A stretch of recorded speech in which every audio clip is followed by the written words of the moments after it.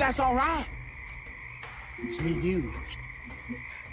We got a special kind of friendship. I am not your friend. Sure you are. Fishing buddy? Here you are, fishing buddy. I had an Okie buddy of mine called me that all the time, fishing buddy. He called Because you of this fishing movie. buddy? Sure, he would do the same thing because he loved this movie. And he's like, that's your new nickname. I'm going to call you fishing buddy. I'm like, okay. What movie was it? I wasn't looking. Clay Pigeons, produced by Ridley Scott. Oh, I I can't haven't remember seen who it. directed it. It is Maybe I a have. weird movie, but I enjoy the crap out of it. And it's a psycho serial killer movie. Vince Vaughn's the killer. And it's got Joaquin Phoenix in it in one of his earlier starring roles. And like I said, Ridley Scott produced it. And I like it when he produces and doesn't direct. You don't like him as a director? Not for a long time. Yeah, he's lost his mojo. But he had problems as a director anyway because he doesn't understand story structure. Nor he doesn't. He has zero grasp of irony. I mean, he names this movie Black Hawk Down, subtitle, Leave No Man Behind. And what does he do at the end of the movie? He leaves the guy behind. Well, they came back for him eventually. Yeah, all you get is a line of text on the screen saying that. You show that. Don't make us read it. Show the fucking thing. They left him in captivity at the end of the movie and then give you a written out scroll as to, oh, we did go back and get him. Like, really, what the fuck, dude? But I still love the movie. So you're telling me that you weren't a fan of Gladiator 2? Yeah, no. I'm not a fan of the first one. I like it because Russell Crowe is amazing in it. Yeah. And I got to be honest, Joaquin's really good in it too. But goddamn, Sherry, don't be showing your titties like that. And I'll forget to talk. Hey, Sherry. Yeah. How you doing, Sherry? How you doing, girl? And by the way, I want to say hi to everybody. Gambit was in the house like all the way back at 1 o'clock in the afternoon, like 2 hours early. 2 hours early, making sure he gets the first posts in. Real quick, while we're still talking about Ridley Scott, did you see Raised by Wolves on HBO? It was only 2 seasons. Yeah. Wow, so amazing, right? Yeah. I think that's the last thing he's done I liked. Oh, yeah, right. Yeah. And you can't find it. It's not on HBO. What I liked what he did is he made it a family venture. So the entire family worked on that show in production and in direction and in writing. Just I fucking love that shit. I'm such a huge fan of Travis Fimmel. One of my favorites. I agree. Very good. My only problem with Raised by Wolves is they made her way too damn powerful in the very first episodes. It's like, well, we have to like disable her or nerf her or some other shit. She's kind of a god. Yeah. She's kind of a god. She's got those fucking powers that are scary. And so no, I had no trouble with that one. Snorty is here. Hello, Snorty. My buddy John Ostains is here. What's up, brother? And of course, Mads is in the chat as well as on the show. Yep. And 11 Alpha, another Army veteran buddy. He is also a history guy, right? Yeah, he's written history books. I think that's why he does it.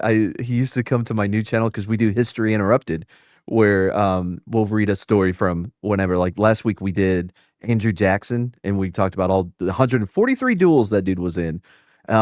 And we talked about the cheese that he left in the White House that stunk up everything. But so he follows both of us, man. That's really cool. I love Alpha. He's a very knowledgeable guy. And on top of that, I keep bugging him like, when are you going to get on the show, man? I'd love to have you on the show. He's also into languages, which is something that I like. Yes. I like English. I'm a fan. It's the only language I mastered, sort of. Kinda. And of course, the lovely Sherry is here. Boom. And then, Davey Dredd is here. It's my second favorite avatar. And I just love that with Rutger Hauer. 11. Wait, it says Alpha says surrender is not a ranger word. I will never leave a fallen comrade to fall into the hands of the enemy, and under no circumstances will I ever embarrass my country. Amen. PCM was made for reviewing movies like this. It grows on you, like Cowboys and Aliens, or possibly even Mold. As someone who grew up watching Lone Ranger and playing with cap guns, I'm all for new crazy cowboy films. And I fucking love this movie. Anima, it was too much for her when the dude gets split. It's a lot for anyone. Like, I'm usually really good with gore, but the moment I realized it was about to happen, I said, okay, close your eyes, baby. You don't want to see this. I was already looking away. And fucking split him right down the fucking middle. Like a fucking it's rough, bro. You know? Yeah. I don't even want to watch them do that to animals. I've been a vegetarian ever since I was 10. So I'm not good with slaughter of any kind. Danger Close, The Battle of Long Tan. Yep, rewatched it a couple of weeks ago. Actually, I'm a big fan. I finally watched it. I had not seen it before until Alpha had brought it up. Yeah, it's good. I'm like, oh, I've got to check that out. And but by the way, I kept your joke going with Don Ecker for a while. What? Like anytime he talked about like war memories, I said, and that was the Korean War, right, or World War II. No, that was the running flag, but we still have fun around. Fuck you and fuck Mad. I'm glad I've made my impact. I'm glad Well, he brought you up again just this last weekend. We had one of our regular phone calls. He's a cool dude. And he goes, how's your buddy doing, that Mad guy?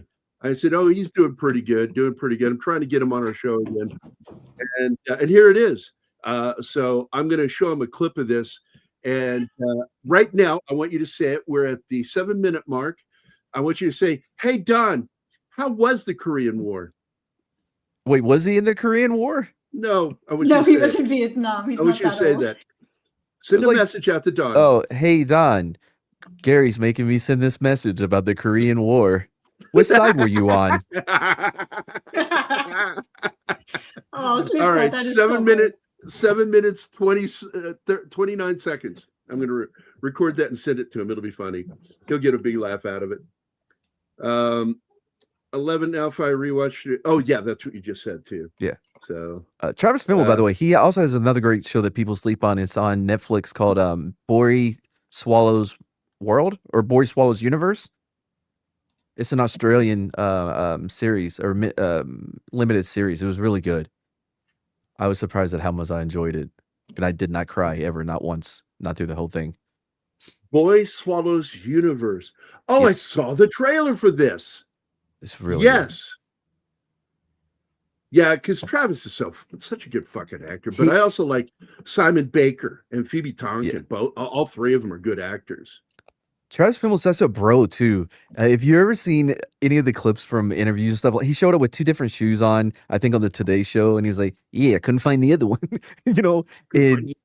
And now he has his own beer. He's always out on this farm, on his ranch or whatever, doing dumb things.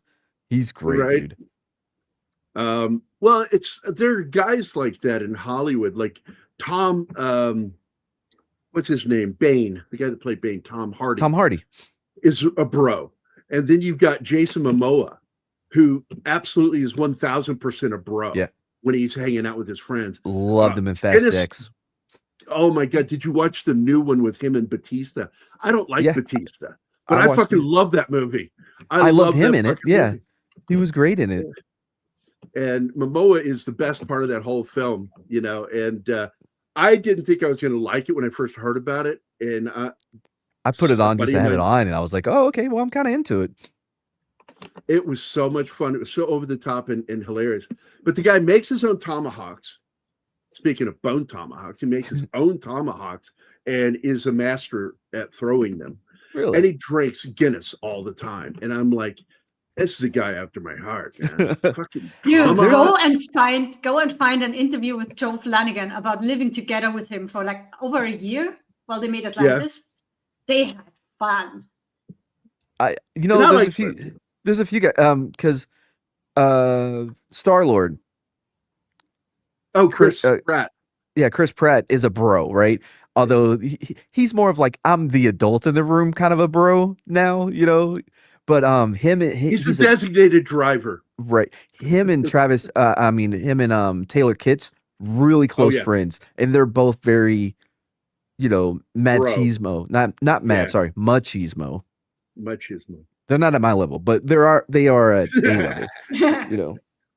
But I like all those guys. I told somebody, you know, because the joke between Danny and me, Anima, her real name's Danny. She, we are, by the way, so close to getting her here. We got we got her because she's in Austria. We got her Department of Homeland Security and immigration. Don't you Austria approval. Fuck off. You know Pope Metallicus, right? Because he fucks with her all the time. Oh, I hope she's not a painter. I saw, you know. I can't paint to save my life. Don't worry. But he gives her shit all the time, Pope Metallicus, and man, oh man, it's good to have you because we can talk about this shit. And this movie in particular really fucking shocked me at how good it was. Yeah. I mean, he like in an interview, he was talking about how he didn't really he didn't worry about focusing on character arcs. Right. Because he had the basic idea down of the story, and then he created the characters, and then he began writing the characters. And the characters just sort of came to life for him. And in that, you get, there's this natural, organic character arc for these characters because he understands the characters as he's writing them. And he just doesn't, he's one of those writers, I believe, that has the natural understanding of irony and of character. And it's such a rare ability in writing to find screenwriters today that can do that. I fucking like his movies because of that. Yeah, I think just from a few interviews that I've read or watched, in the vibes of his movies, I think that he is the reason why he is not working as much as what his work says he should. You know what I mean? If you look at his movies that he's written and directed, how are big studios not snatching him up for bigger products? And I think it has to do maybe with his political leanings. Oh, he's close friends with Vince Vaughn. Yeah.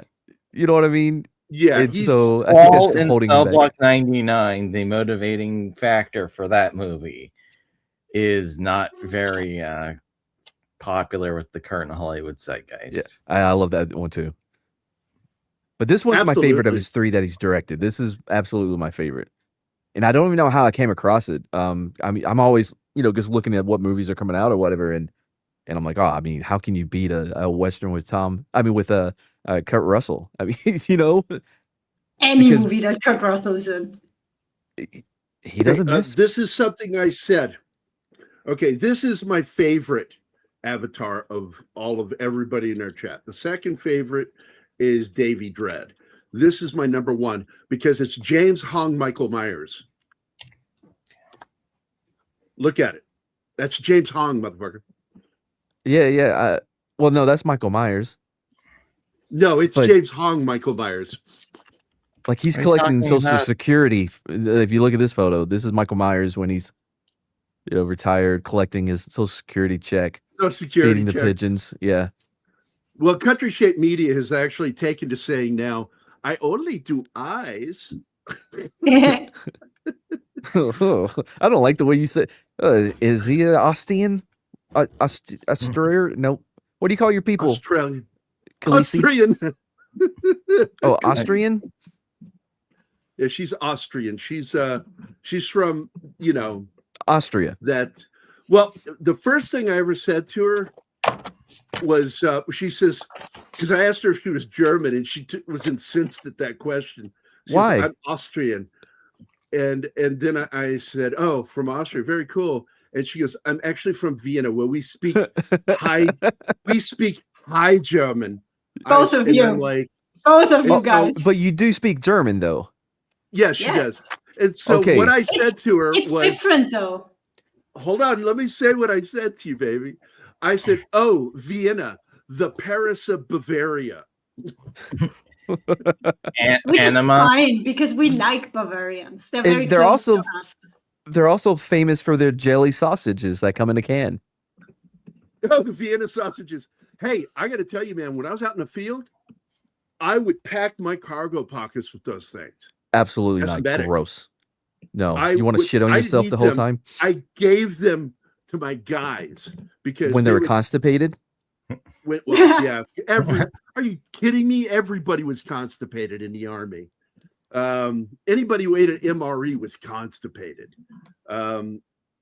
God damn, man, those things will fucking dry you out. When we'd go out for if we're gonna be out there for 3 days doing like a OP or whatever, we would take the cheese specifically because we're like, look, I don't want to have to try to hover over their hole, to try to shit because they don't have seats. You know what I mean? It's just a hole in their houses, just in the floor, and you can suppose I'm like, no, fuck that.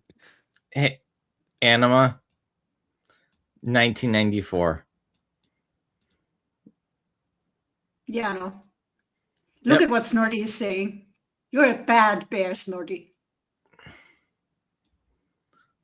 Something Annabeth like that. Is an ostrich. That's Snorty.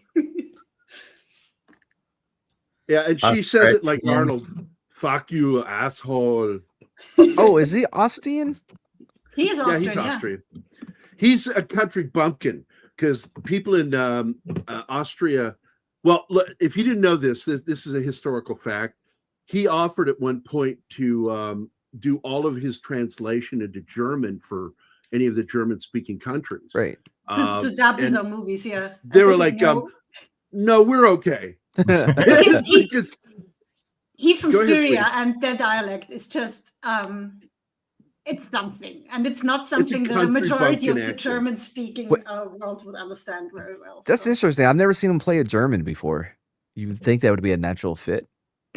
Yeah, right. Did you ever see Hercules? Was it Hercules in New York? Yeah, that was Lou Ferrigno. Oh, was that him? I thought that was Lou Ferrigno. No, it's Arnold. Arnold. Yeah, it is Arnold. It is Arnold. Yeah. And they gave him like, hey, you have one chance to do your own dubbing or whatever, your own VR or whatever. And I don't know if you've seen the movie, but they did not accept it because English was it was like one of his first movies. And yet they let him do all of his own dialogue in The Villain with Kirk Douglas and Anne Margaret, which I love that movie, as bad as it is. It's basically a Warner Brothers cartoon, with actors, and Arnold does his own talking, and that scene between him and fucking Mel Tillis with his stutter is hilarious. And then, have you ever seen The Villain? No. Dude, you got to see it, man. All right, let me add it. You got to see it. It's a classic fucking weird movie that came out, like, people shrug, like, how did that movie get made? It is absolutely Looney Tune violence. That's all it is Looney Tune violence and gags from Looney Tune cartoons with real people. Kirk Douglas is the bad guy, the twirling the mustache villain wearing black. And Arnold is I think his name is Hero, isn't it? In that movie? No idea. Wait, is it The Villain? Handsome Hero or some shit like that? Yeah, The Villain. The Villain, okay. We have Penny here and Zax. Hi, Penny, and I see James is here too. Jamie is here. Jameson. Famous serial killer Ed narrated. Oh no, I told Anima about that. So many of the early books for the blind, audio books for the blind were read by Ed Kemper. Did any of them have a Braille accent? Braille. I speak Braille. Before we go to the slideshow, we owe a couple of hello videos. Yeah, look, it's Zax is here, my buddy Kyle. And anybody else slip in that I missed? Jeepers. You have a list in the chat. I've gotten loose in my old age. People can slip in without me noticing. Oh, same thing happens in prison, I hear. Yeah. By the way, I was telling somebody who was never in the military. He says, "What was military life like?" And I said, "Kind of like kind of like prison life, the pecking order thing, just a lot less rapey. I mean, yeah, if you're not in a good unit, maybe, but if you get one of the, it's basically just another blue collar job, but involves killing people. Well, the way I always talk about Iraq, imagine you're at summer camp when you're cut off from the rest of the world, and how quickly those bonds between you and your friends at summer camp, how it builds quickly. Like you're best friends for life within a week. Same thing, except you're in the middle of a city. You're in a city of millions with bombs on the streets, and everyone wants to kill you. So it just amplifies that whole thing about summer camp. And we have a breach. Yeah, summer camp with violence. First of all, let me do the other videos first. Pick yourselves up and shout. The one I wanted to play. What the fuck is it? She's not here yet. Yeah, I know. That's why I stopped it. I thought that was the penny one. It's not the penny one. Where's pennies? I swear to God, I learned so much from your professionalism and the way you run streams. Well, StreamYard keeps rearranging our clips. Normally we have Martin here to handle the videos, but he's having that surgery on his hand today. And this one I keep just masturbating. This one is just for Don Ecker. Get out of the way to every squadron around the world. Tell them how to bring those sons of bitches down. That's how Don Ecker talks. Nobody says sons of bitches like Don. Man, I could use some help because you guys are going to talk. I mean, I all right, fine. You know what? I'll take over. Yeah, so me. Growing up, my dad. Let me bring this up because it's that time. My dad was a huge fan of John Wayne. In fact, we had a painting above the couch of John Wayne. It was, and it was just weird looking back on it. But the only channel he knew on the satellite was Star's Western channel. And so growing up, I mean, I have watched a lot of Westerns, and I still love them. Old Henry is another very underrated. I love that movie. Yeah, so great, right? And I don't want to spoil it. No, of course not. That spoiler is my favorite part when you find out. Yes. It's I really didn't see it coming, man. But yeah, man. So Me either. I'm always looking for a good Western, dude. And Bone, it not only is it a phenomenal Western of any time, but because it kind of subverts a lot of it, and it also adds in this unique horror element and aspect to a Western is great.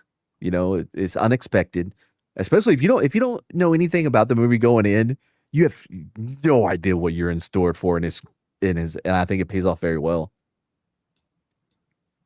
Absolutely. By the way, here's the video for Snorty. Boom.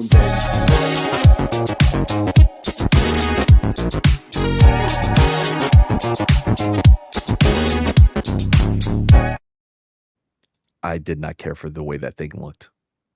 Here is for Zach. Shut the fuck up, Kyle! His name is Kyle. Zach's his real name. He's a buddy of mine. He used to be our producer on the show. And then I complimented his video editing. I said, you should start your own channel. And then he fucking left the show and went and did his own channel. And I'm like, I didn't mean to quit. Too cool to hang out with us now. If you want to keep people, don't bring people on with talent. That's what I've learned. Absolutely. That's why I try to not teach Martin too much. Look, John Ostates, I'm glad you brought that up because Eaters of the Dead and the movie 13th War, same story, Michael Crichton, absolutely has something to do with this. And what I want to point out is they call them troglodytes, which just means cave dwellers. Oh, I have a theory about this actually. I think that they're actually Neanderthals. I think they're cavemen. Neanderthals. Yeah, you know what I mean? Yeah. But okay, just so you guys know, he's being a dick. Right what? Now, because I came up with a great theory all on my own. Yeah, Neander. Talls. It's tall. Neanderthals. Yeah, that's what I'm saying, man. No thal. No thal. It's tall. Yeah, I feel like there's a thal. There's an H in there that it's silent. We may be talking about different versions of them then. But the I also think in the 13th Warrior, that's what they were dealing with was remains of a Neanderthal family. And the same thing with this movie. I think these are like Native American / Neanderthals. And they stole Native American women to impregnate them. And that's how they've been continuing their species is by kidnapping squaws. And now they've found a white settlement. And they're going to do that with that girl, that, you know, the wife. Well, no, hold on. But their intention wasn't to go to get ladies. The only reason they went there was because of the dude, Dewey, Arquette's character. Yeah. Arquette's character had trampled on their little shrine or whatever the fuck that thing was. Because it was impossible to walk around that thing. So stupid. Yeah, I'm sitting there going like, we got to go through it. And I'm like, there's a path around it. Sometimes the only way sometimes the only way out is through, you know. It's like when you're trying to take off your hoodie at a red light and you got one sleeve down and it turns green. You're like, oh my God, what do I do? You just got to keep going. Absolutely. And I don't think they're Native Americans. I think they are an offshoot of an evolution through birth, where they kept, because they clearly are very grapey. And I think that's how they, you know, keep their species going. But their species changes with each iteration. And they've gotten smaller. They've also gotten the weird things in their throats. Like, what the fuck? What is that even? That's crazy, dude. I thought it was. I thought it was something similar to Zap and Zap from Zap and Roger. Zap Brannigan. Zap, Zap. No, he does the computer box voice. Right. California Love. Okay. Yeah. Yeah. California. Yeah. That joke would have worked better with more black people on this panel. More black people. Yeah. Ironically, Neander means new man. The name was a Greek translation from the German name Neumann. Neumann. Of the person the valley was named after. Finding the bones of a new man was a coincidence. And of course, they're not really Homo sapien sapien. They're another offshoot. Yeah. And people thought, for a long time that they just died off, but no, they fucked themselves into oblivion, which is why there's so much Neanderthal DNA out there. And it's just wild how much DNA is in humans from Neanderthals. They're still there. They're in us. It's pretty wild. And I believe that is, what they were. I do think that's what they are in this movie. You gotta be careful. The principal from Back to the Future. Yeah. On the piano. That's the actor. Oh, I was looking at 11 Alpha's Avatar. I'm like, wait, what? No, I don't think you saw the same movie I did. I didn't know you were talking about in the thing here. Yeah, that's my buddy Zax, man. You're in that group, man. If you want to come on, it's family day. I know with you. This is the day he beats his children. And Arnie also speaks a few lines in German on escape plan when he prays to God and wants to be saved. I still seen that one. Arnold Schwarzenegger's Hamlet. I'm still want it. Oh yeah. Oh, the one last action hero. Yeah. Stay thy hand, fair prince. Who said I'm fair? Who said I'm fair? Yeah, I know.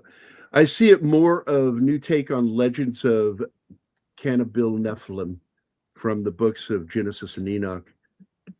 Well, half dozen of once, 6 of the other. Same difference. I think that's what they're talking about. I think the Neanderthal was that group. But I hate Escape Plan 1, 2, and the third piece of shit sequel, Extractors. Well, Escape Plan 1 was okay. Yeah, that's the only one I've seen. Yeah, I was surprised that it wasn't as bad as I thought it was going to be. Yeah, it's like, hey, man, it's halfway enjoyable. Kindergarten Cop is just like, fuck, dude, that's a funny movie. It is. I love that movie. It's like, boys have a penis, girls have a vagina. Man, nowadays it'd be like, no, that kid would be canceled. Watch school books. That boy would be canceled today. Shiloh. He was also the best part of the movie, Pet Sematary. He plays the son that dies and gets brought back.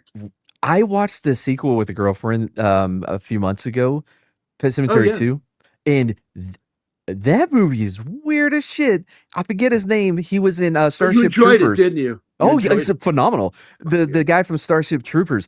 He is in a movie that he's in his own movie. No one else is anywhere near doing the level of crazy that he is. But he you can see he enjoys every freaking bit of it, and I love it, dude.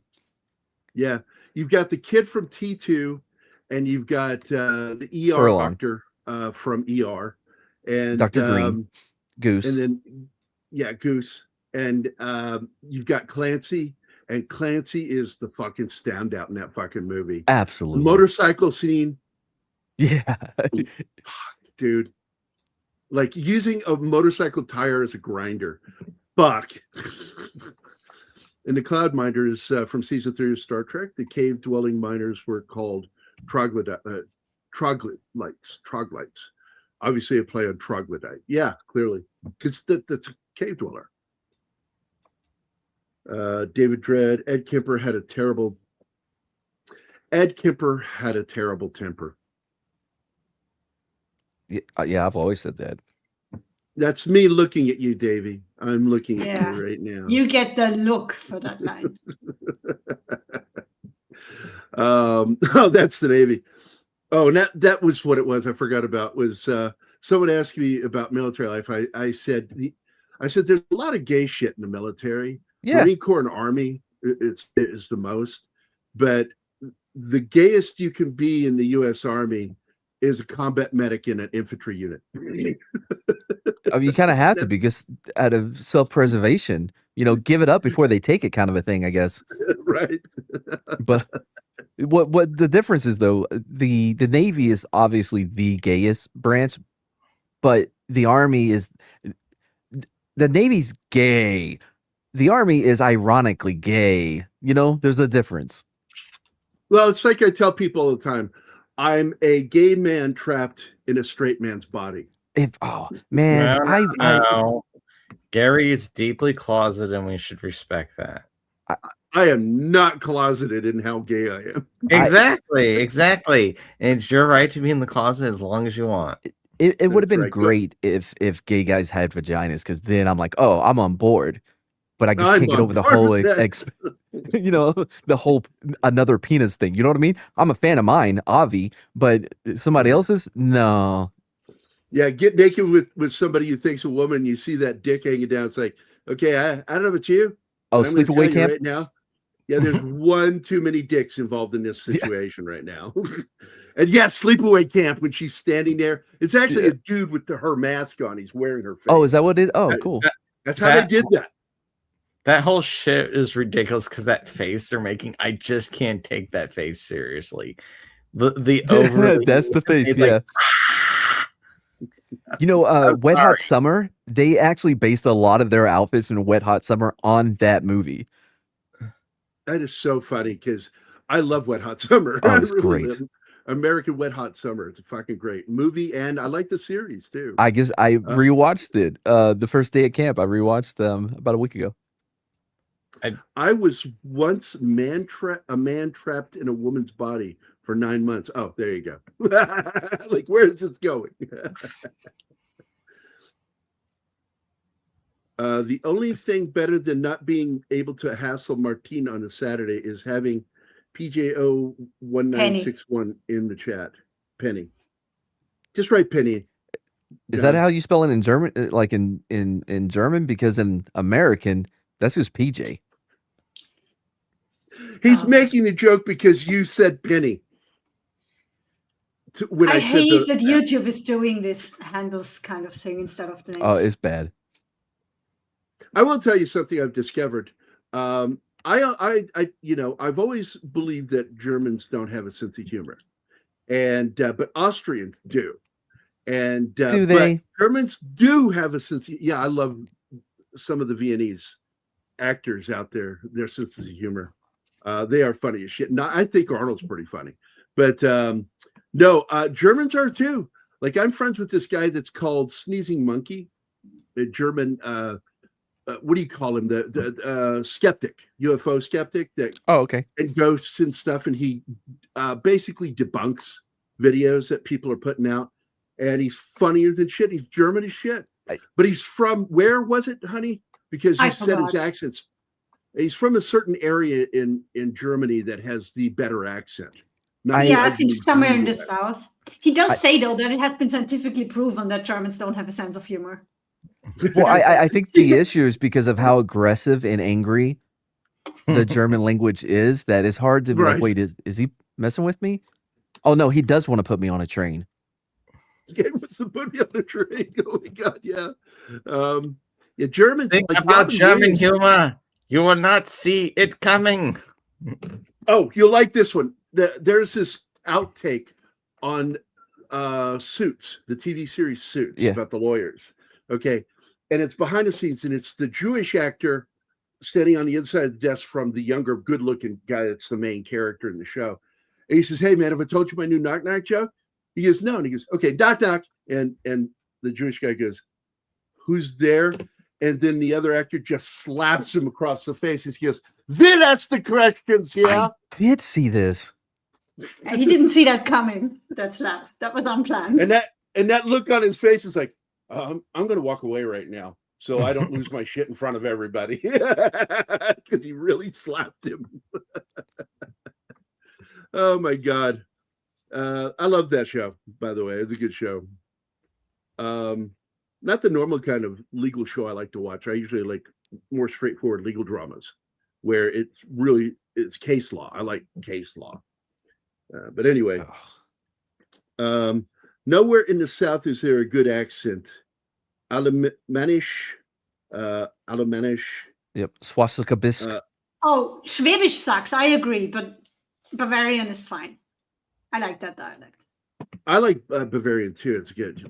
I like their great. Not to mention, city. I also like their filled donuts, Bavarian filled donuts that they make. They fill it with the people? Someone told me no. It's Bavarian cum. Ew. Ew. You're so fucking gross, Gary. It's custard. Stop it. No, man. Stop. Absolutely. Look, man, I love John Wayne. I fucking love him. Don has, and I understand Don's beef with John Wayne because he could have served and he chose not to. He let them give him a 4F. He could have served stateside and made movies because he made propaganda films anyway for the war effort. Yeah. So why not do it for the Department of War? But anyway, hey, what do you think about that we've gone back to that name? To what name? We left the DOD name. Oh, yeah. To DOW. Doesn't have the same flow as DOD. Right. If you're just using the initials or whatever, but I mean, I think it's better suited. It's honest. It's better suited and it's honest. Because the quickest defense, to our understanding, is a fast and effective offense. Mm-hmm. Bullshit on waiting for the guy to take the first swing, make the first move. Bullshit. Fuck you. Yeah, you got to be first. You got to be first. Once you know it's happening, be first. Once you know, you can't walk away. Sometimes if you don't even need to know. On History Interrupted every Tuesday, 9:15 p.m. on Mass New Channel, we talked about Sammy Whitmore, who at the age of 90, it was the Revolutionary War. So he was working on his farm and he sees this platoon or whatever of British soldiers marching, and he engaged them with his musket, just in a sword. He went hand to hand with a sword or whatever, and he got stabbed with the bayonets 15 times, shot in the face. He lived, but he he had no idea what just happened. It was right after Lexington, right? So he just saw some British guys walking around kind of sus and shit. He's like, you know what? I got him. And just went for it. Sammy Whitmore, one of the earliest American badasses. I like stories like that, dude. Here we go. Guys, if you would like to sub to Mad's channel, there you go. It's right there. Sub to Mad Chismo here. Yep.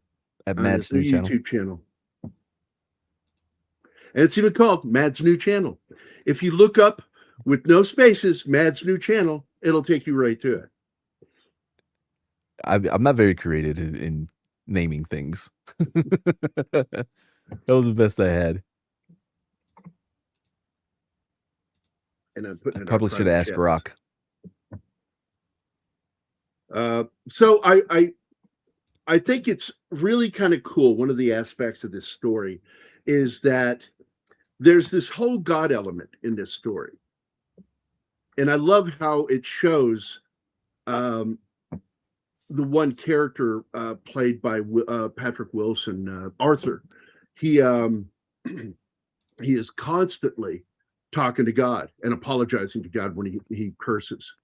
And I really like that. And at the end of the movie, when you hear him say the line, he looks up and he says, "Do you see what I see? Do you see what I'm seeing here?" And I'm like, that was a neat moment in the film, because he's like, look at this shit. You know, this fucking, whatever, this grave thing or altar or whatever the fuck. It's a graveyard. You know, whatever that is, you know, there it is. And I see, I didn't know, because it almost looks like a temple or something to me. No, like I think those piles of stones are over dead bodies. Mm-hmm. Dead bodies. Seems to me they'd have a lot more. That's how the Native Americans bury their dead. Some would also. Some would what? Well, some would also have them up on a Yeah. On a that's true. On like a perch, or not a perch, you know what I mean? But like the thing in Ghost in the Darkness that he built, kind of one of those things. Right. Yeah, but you see those stone piles in a lot of Western movies. Yeah. Oh, a great movie that has that in there. Sorry, go ahead. Oh, go ahead. No, you go ahead. I was gonna say, there's this great movie. Man. Hold on, let me give me a second. It's Batman, the Christopher Nolan Batman guy. I don't know why I can't think of his. Christian Bale. Yeah, Christian Bale. It's Hostile. That's the name of the movie. It's a great Western. I like that movie. Yeah, I do too. I like that film. Really good. I like that shootout.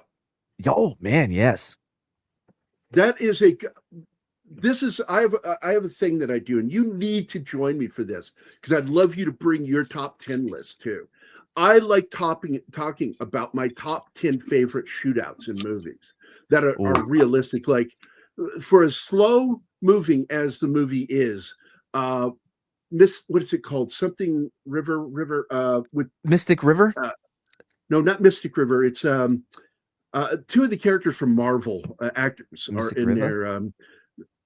Scarlet Witch and the Arrow guy. No, it's not. Arrows. Oh, you're talking about the Taylor Sheridan movie. Yes, Wind River. Wind River. Fuck, man, Wind River shootout is phenomenal. One of my favorite shootouts in a film. It is so quick and so intense, and I'm like, yeah, that's how it goes. That's what happens. And another film is the weird one where the guy comes in to find this person who took a child, and it deals with wolves. And the one dude is that played Felix Leiter in the Craig. Oh, I know the one you're talking about. He has the whatever the fucking Vietnam version of the 240 before the 240. M14. No. The full auto. Oh, the M60. M240. M60, right. Yeah. And he's in the barn with the M60, and and he's just like, that's a great shootout.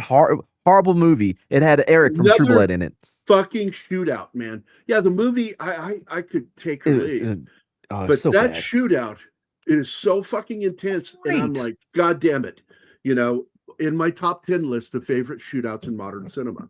And I like movies that go that direction of violence, where they depict it in a realistic way. What? Speaking of violence, why do you think they didn't take and kill the black kid? They killed him. They just didn't take him. They didn't take him.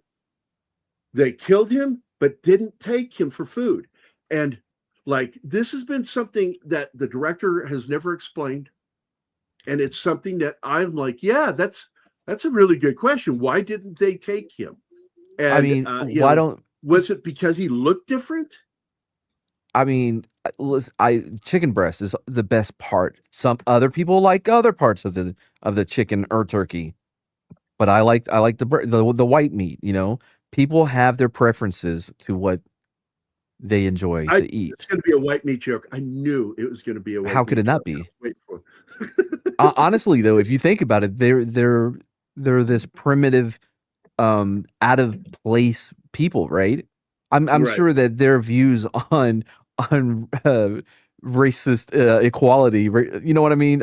Race Right. equality wasn't exactly to modern standards, even at that time. So I'm sure that they did look like, ew, gross. This one's already burnt. Yeah, but why brutalize him though? I can understand killing him, but carving for him the up. lols. They carved him up, man. It was fucking wild. By the way, I like that movie too, Missing, with Tommy Lee Jones. Good movie. Yeah. Man, it's hard. I'm hard pressed to find a Tommy Lee Jones movie I don't enjoy. Right. Whatever. Like he's cautious in what movies he takes. Right. And he's very nitpicky. And God damn it, I enjoy him. Even if it's not that great a film, I will enjoy what he's doing. And The Missing is one of those films. So what I like about that, I hate the Michael Bay, Christopher Nolan cuts and fight scenes. It's gonna turn me off in the movie immediately. I want a wide shot. I want to see what is happening, which again is something that you can see in this movie as well. And especially, you know, The Raid is one of the best action movies of all time. And The Raid 2 is great as well. Absolutely. And those guys, yeah, dude. I don't mind cuts, but when you're Michael Baying that shit, you know, it's just cut. And by the way, Christopher Nolan has they have this thing, cuts per shot or whatever, and they are almost neck to neck with how many they have. But because Christopher Nolan's movies, too much. Yeah, because Christopher Nolan, nobody really goes at him about it like what we do with Michael Bay. But yeah, he's as guilty as anybody of doing too many cuts. Absolutely. Here's the thing. Like, I went to see Tenet, okay, and I actually enjoyed the science in it because I'm like, yeah, I understand what science what's happening here. But dude, the way he's explaining, no, Christopher Nolan lampshaded the shit out of it. The molecules would be interacting in reverse and they wouldn't work, period. And you wouldn't be able to be in the same place with somebody whose molecules are going forward, because that means all molecules are going backwards. So therefore you can't do it. And that's where he breaks the rule of his science. Well, so here's the worst part though. When the main guy in Tenet is talking to some lady and they're talking about the guns and he goes, so how did this work? She gives lampshades and like, oh, well, it worked. You know, this is how it is, without any explanation whatsoever. It is. Oh. Yeah, I mean, he basically goes like, Tenet is the same forwards as backwards. I'm a genius. I watched the movie and I'm like, not my kind of movie. I liked Oppenheimer. Yeah, he won me back over. I was blown away by it. Yeah, because it wasn't his story. Tom and I reviewed the film. Tom and I reviewed the film and talked about it on a show and from Midnight's Edge, and we both agreed that it's really a well-made film. And what I really liked was it was honest about Oppenheimer, because Oppenheimer was a fucking asshole. Okay, in every way he was an asshole. Like, why was he a communist? Because he wanted to get laid. Asshole. Yeah. You know, you have no too nice on him patriotism. And the scene with Harry Truman, when Harry Truman, he says, I've got blood on my hands, and Harry looks at him and he goes, you made the damn thing. I dropped it on those people. And then when he goes out of his office, he turns to one of his aides. He says, "Don't you let that little crybaby back in my office ever again." And that's what he said. If you look at it, most men who have achieved like mind-blowing levels of success or invent whatever, they're usually assholes, because you kind of have to be to force your will onto it, especially if you're challenging the system. You have to force your will to be able to get done what you think needs to be done. Well, that's the rule, that the toughest guy in the room or the smartest guy in the room or what have you on down the line doesn't necessarily mean you're a nice person or a fun guy, or person. So yeah, I agree with you. By the way, Soul Assassin, hi buddy. Hope you're doing well. Hey, Batman and Robin is a good example of a Tommy Lee Jones film that I don't like, but I enjoy him in it. Yeah. Batman Forever. That's the one he was in. Batman Forever. Yes, Batman Forever. Oh, that's true. Yeah. Oh, I hated that one. I got so fucking angry, dude. So good. This really happened. I was with my daughter's mother, and I said, I swear to God, if they shoot a close-up of his ass or fucking nipples, I'm out of here. And it's in the first fucking scene in the movie. That's so weird. I wanted to leave. I'm like, fuck, man. As gay as I am, I can't stand that. I was the opposite. I was like, listen, if they don't show us his butt and those beautiful George Clooney bat nips, I'm out of here, man. George Clooney is one of my favorite Bruce Waynes. Well, he's better at Bruce Wayne. Yeah. Period. Than any of the other actors. And I fucking loved it. I got excited that he was going to be here because I actually worked around and knew his dad and Nick Clooney. And I remember I went to a luncheon with him, and we were sitting at the table, he was two people down from me across. And I said, hey, as a nerd, I want to let you know, it's good to see another Irishman in the bat suit. And Nick liked that. He laughed. He goes, right. No, yeah. And then it was terrible. And I was like Arnold actually was one of the most enjoyable parts of that film for me. Oh, of course. He knew he was the only one that knew what movie he was in. He absolutely knew it. He nailed it with some of his Arnold Schwarzeneggerisms, because he loves using those fucking one-liners, man. Freeze, Yeah. What killed the dinosaur? Yeah. Oh, it was great. But that's the only part of the film I liked. It was so campy. I couldn't get into it. I said, the last film I thought was bad because of the campiness, and he went overdrive with camp. And but the soundtrack to Batman and Robin still slaps, though. Gotham City by R. Kelly. I like that. Look, come on, Kiss from a Rose, for God's sake. Oh yeah, man.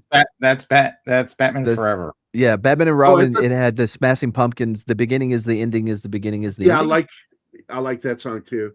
But no, the Batman films always had really good soundtracks. To be honest with you, and it's one thing that it was worth their money. Before it became so expensive, no one can have a good soundtrack anymore, unless you're, James Gunn and you're doing Guardians of the Galaxy. And I'm glad you brought up soundtrack. And so that's why I want to mention something about this film is the sparse soundtrack on this. Yeah. And it's so cool that that there's hardly any music in this. And in fact, you don't really notice the soundtrack until that final scene as they're walking away and he drops that rock. And of course, anybody that watches that understands the logic of what's going on with warfare, understands why he dropped the rock is because he heard 2 consecutive shots, a delay, and then a third shot. And he knew what that meant. He knew it was one of 2 things that, really one thing, that it was, they're all dead, and I'm letting you know, but I probably also just shot myself.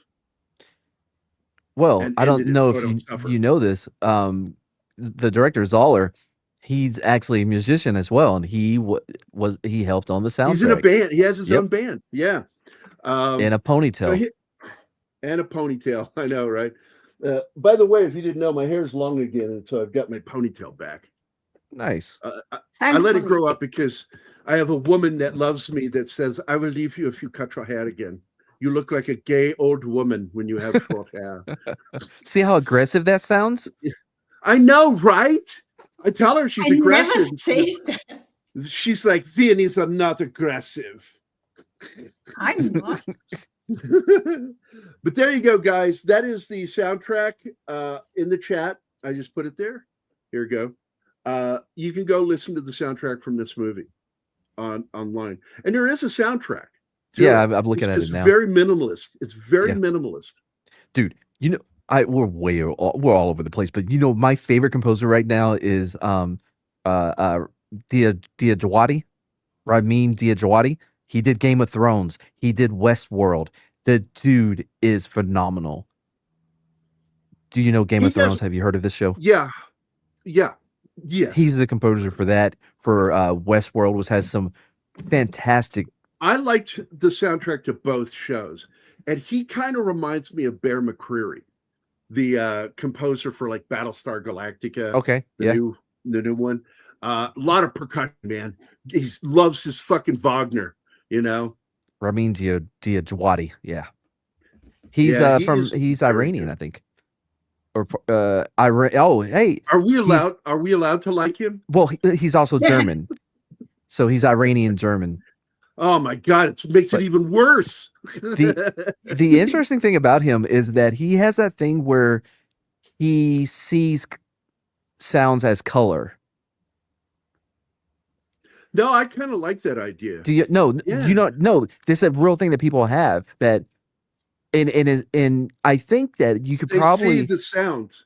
They right. See the sound. And there's different auras or colors to different voices and to different instruments, right? And I think that if you look back, if we could, you would find a lot of the best composers or musicians of any type, the best may actually have it because it helps so much with him knowing all the different, you know what I mean? What matches well with each other and keeping the correct notes and all that goes into it because you can also visually see what it is.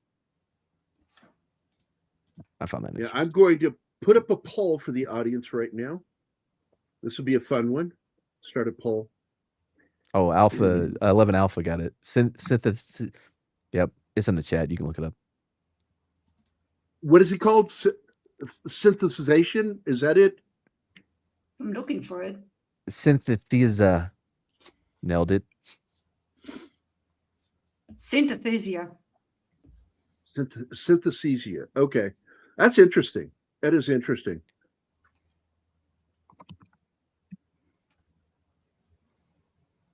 Mm-hmm.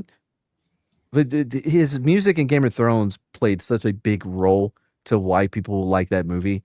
There's this YouTuber, he doesn't do it anymore because he was hired by some studio because his editing is so good. It's Carpenter Sound, and he cuts out all the music for when Khaleesi and her people get to the dragon castle. I forgot what it's called in the later season because of all the music and how boring it is to sit here and watch it with no score with it. It's just like, oh boy, it drags on for freaking ever. So it plays a huge role in the way people feel and take in a movie, you know? Absolutely. Hey, Martin is here. Hello, everybody. Good to have you. Yes, and good to have you, Matt. Dude, good to be here. It's good to know I've been missing you for so long. I mean, if you want to drop the link in the group chat. Hey, look, he only misses you because he's a terrible shot. Oh man, that was such I don't think we're talking about the movie, Martin, because we're not. Wait. I have talked about this movie, goddammit. Give me a second. There you go. You mentioned undeserved. So we have a new poll question in the chat. Do you enjoy having Mad back on the show and want him back more? Bro, dude. Yes, no, or only on gay movies? Boy, it's a race between gay movies and yes. Well, you. Like You and your 60-40 right now. You can't listen to chat. You could say all movies are gay. So,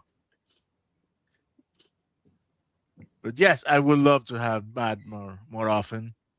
Absolutely, man, and especially we got to do one, Matt, talking about our pin favorite gunfight. Yeah, show. Absolutely. I'd be on board. I have a lot of different ones. Right, I mean, I want you to make your list and send it to me, and I will compile it and I will post it in our chat on YouTube, our community thing. And we are telling that we will be doing a show talking about our favorite. We're not going to do a movie. We're just going to talk about our favorite fucking gunfights in movies. And I got a feeling, because of our backgrounds, that we're probably going to cross our streams. Yeah, definitely going to. Our DNA crossing streams in the back door. Yes. By the way, you're gonna have to get a new ancestry DNA thing done after our list.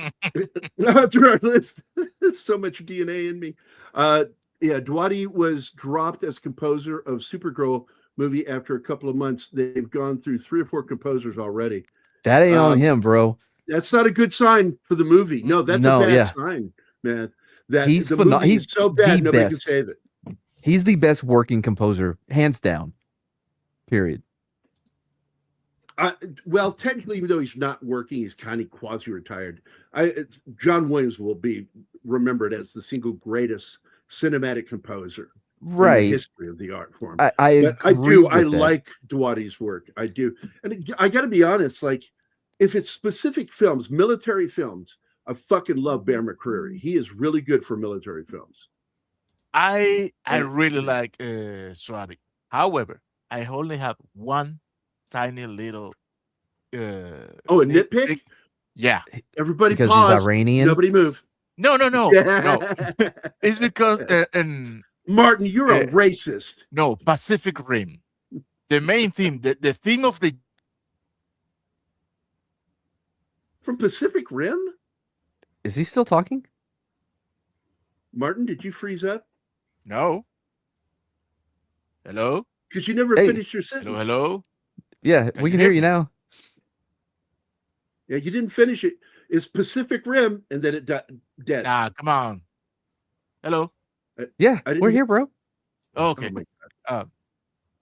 The theme. The Pacific Rim. Yeah, the theme for the Jaegers should have more presence. It's too Iron Man-y. It needed to be more epic, to represent the scale of the machines. Yeah. Okay, fair. I don't know. It may have to do with he's like, oh, I know what movie this is. You know what I mean? I don't know. I feel like once people figure out if a project is worthy of their talent or not, it changes how they. Because if you look at Stranger Things this last season, if you look at Winona Ryder, and she was checked out completely. Yep. By the way, this is what does it say? Zahler had previously completed more than 40 original screenplays for Hollywood, including The Brigands of Rattler, which is interesting because the Brigands, a lot of people don't know what a fucking brigand is. And I said they're the equivalent of a pirate, but on land. It's all they are. Brigands are land pirates, and but you'll find it even in Japanese culture. With many Ronins became brigands because they couldn't make money anymore, so they became pirates that would rob other samurai or Ronins. But I would have loved to have seen this. The Brigands of Rattleborg. Yeah, he wrote quite a bit. He's only directed 3 movies thus far. He has another one in pre-production, but he wrote all 3 as well. It may be also maybe one of those things where he wants creative control. Because he probably doesn't trust people with his stuff. Yeah. And by the way, I said this because Gambit said this at the beginning of the film, that I think it was Gambit. It could have been 11 Alpha that said it. I'm not sure. Correct me, whoever's in the chat that said this, that there's a little bit of the Searchers in this movie. Yeah. Oh, yes, it is. Obviously. And I pointed out to Anima, when you watch Kurt Russell in this film, he is John Wayne. It's like everything he says and does and the way he does it is very fucking John Wayne in the best Westerns that he was in. Yeah. Well, And again, Searchers, Wayne fan, Shooters. Yeah, I'm a Wayne fan. Yes. No, Gore, I mean. What, Gold? Kurt Russell. Oh, Kurt Russell. Oh, Russell is. Well, he's doing John Wayne, a parody of John Wayne in Big Trouble in Little China.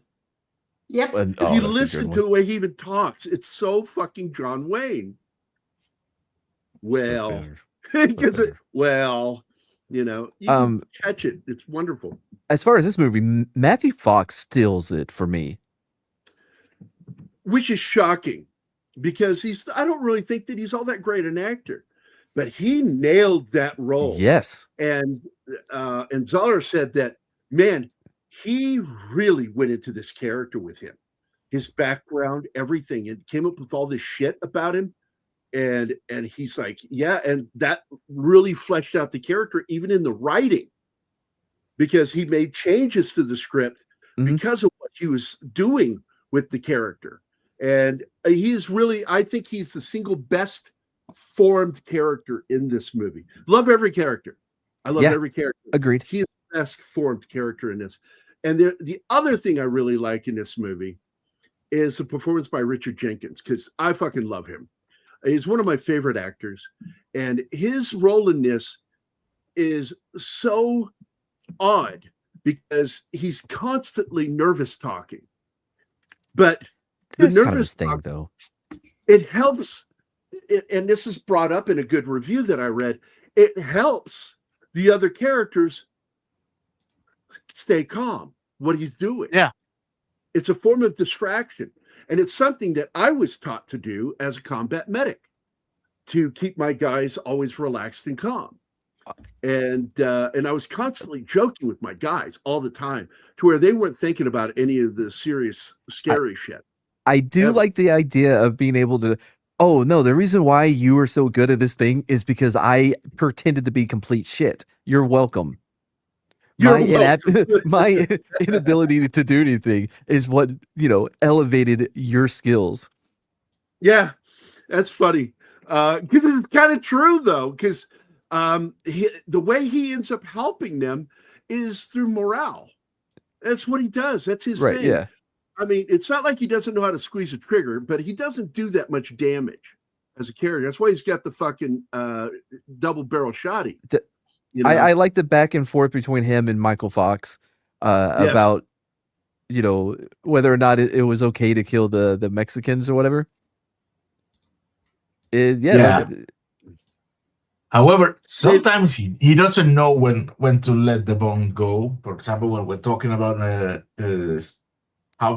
why Matthew Fox hates the Indians, and it's because they killed her family, and he keeps pushing, and Kurt Russell says, "Man, let it go. Let the man alone. Don't go But you're there." the wrong mic, Martin. You sound weird. I am weird, but your mic does sound weird. Sound weird. You just sound echoey, like you're in a chamber, a closet, or a tunnel. Are you in a tunnel? Chamber, you say? Are you in a tunnel right now? Do you need help? Blink twice if you need us to call whatever Mexico's 911 is. No, we're not going to. Wait, do they have a 911? Yeah, yes, we do. Nuevo uno. That is interesting. That is interesting that you have to call the cartel's emergency line. If you are caught someone stealing from the top, please press 1. If you are a cop and you have a bribe, please press 2. If you have found a cooler full of heads, please return them to this address. If you're from FARC and you're trying to offload cocaine, please press 3. if you're associated with ISIS, Al Qaeda, please try the U.S. government. Yeah, please contact our tourist department. Absolutely. By the way, Gambit throws up some trivia about that movie. That Jackie Chan declined doing Big Trouble in Little China, and I'm glad. Yeah, I would not have liked him in that film. It wouldn't have worked. What role would he have been? Oh, the sidekick? As the buddy. Yeah. No, he's not the sidekick. This is the trivia of that movie, that if you pay attention, the Big Trouble in Little China, the little Asian buddy is the hero. Yeah, he is the Russell protagonist. Is the bumbling sidekick. Yeah, you're right. It's so fucking funny that, and I loved it when people would catch that. And I'm like, yes, that Kurt Russell is the sidekick. He's not the hero. That's why he's not really that good at what he does. Yeah, which I appreciate, and it's in a believable way where the whole fumbling around but somehow still gets it done, but it never comes off as hacky or as like, oh, of course he pulled it off, Right. I love the banter between the two. With what is that line? Okay, how do I sound now? Better. No, what? Much you better. Broke up. I didn't hear him. I better turn off my camera because I could not hear him. Oh, so it's the Muppet shows. There we go. Yeah, we're Muppets. I love the line in Big Trouble in Little China that they say back and forth. Oh my God. About the flag. The colors that never run. Yes. May the wings of liberty never lose a feather. May the wings. That's it. I fucking love that line in the film. Shared between the two guys. I fucking love that. That is like two guys that probably served in the military together when you hear shit like that. Yes. Let's see. What is this? The Golden Child. I like that movie. I mean, it had problems, but I don't care. I fucking love that movie. The dagger in that is also in The Shadow. Yeah, the Purba. Yes. Oh my God, it is the same dagger. Same one, yeah. Holy shit. Yeah, Dennis Dunn is the actor that played his buddy in that. Yeah, he's fucking good, man. I have one more for you. The boots that they wear in Face Off at the prison out on the ocean, those are the same boots from Mario Brothers from the movie. Oh my God. Oh man. So they both those were using in two terrible movies. Now you mean two amazing fucking movies? What's wrong with you? Yeah, reusing props. It's the smart thing to do in Hollywood. What's your name? Mario. What's your last name? Mario. Mario. Let me guess. Luigi? No, it's Luigi Mario. Luigi Mario. Oh my God. By the way, Kim Cattrall, I still think, like, of the girls that starred in Sex and the City, as they've aged, she's the only one that aged well. I think she's still gorgeous, Kim Cattrall. Just a beautiful woman. And I liked her as a Vulcan Romulan in Star Trek. She was hot. H. Rider Haggard's King Solomon's Mines, which was later turned into a 37 movie starring Paul Robeson. They've made several versions of the King Solomon's Mines, but that is one version. I think that if you're going to do that trivia gambit, you should mention every iteration. Romancing the Stone? I like Romancing the Stone. It's a good movie. Here's to the Army and Navy and the battles they have won. Here's to America's colors, the colors that never run. I love that, Alpha. Thank you, buddy. Monkey Jeebus is here. What's up, buddy? Which reminds me, I created show that thing. A graphic just for Monkey, and it's meant to be funny. It's because in the movie we actually don't get to see the girl's nipple, the wife's nipple. We see you get side boob. Yeah, side boob doesn't. I mean, yes, it counts in real life, but not in a movie. You don't have to cover that up. But here you go. There you go, Monkey, just for you. Oh my God. So some she good was. news, they canceled Buffy. Go ahead, Mad. You were going to say something. She was in this show called Banshee that was on Showtime. Yeah, I love that show. I couldn't get into the second season, but the first season is the violence in that thing, bro. When he splits the dude's hand, oh my god. Yep. It's rough. But I thought she was great in that, yeah. I think that she is more.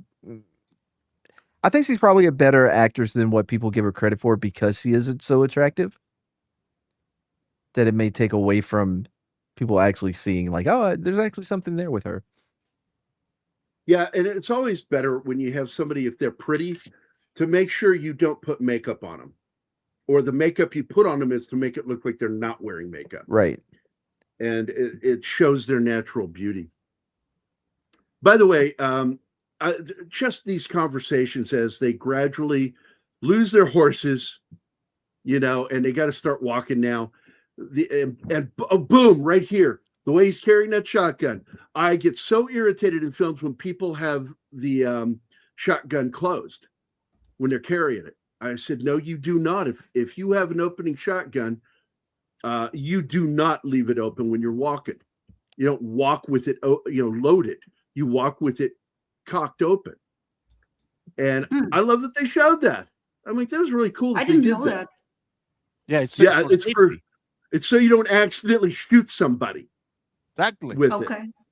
Maybe even in the face. You never know. Is this one of those guns that the anti-gun people are always after, the self-shooting guns? No, it is not a thing. Oh, okay. So if I keep my finger off the trigger, then we're still okay. Yeah. Well, look, you and I are just like Boone in Black Hawk Down. Yeah. This is my safety, dude. I mean, I am always looking for whether for trigger discipline in movies. Same. Ditto. Yeah. I've trained Anima to look for it. She spots it immediately.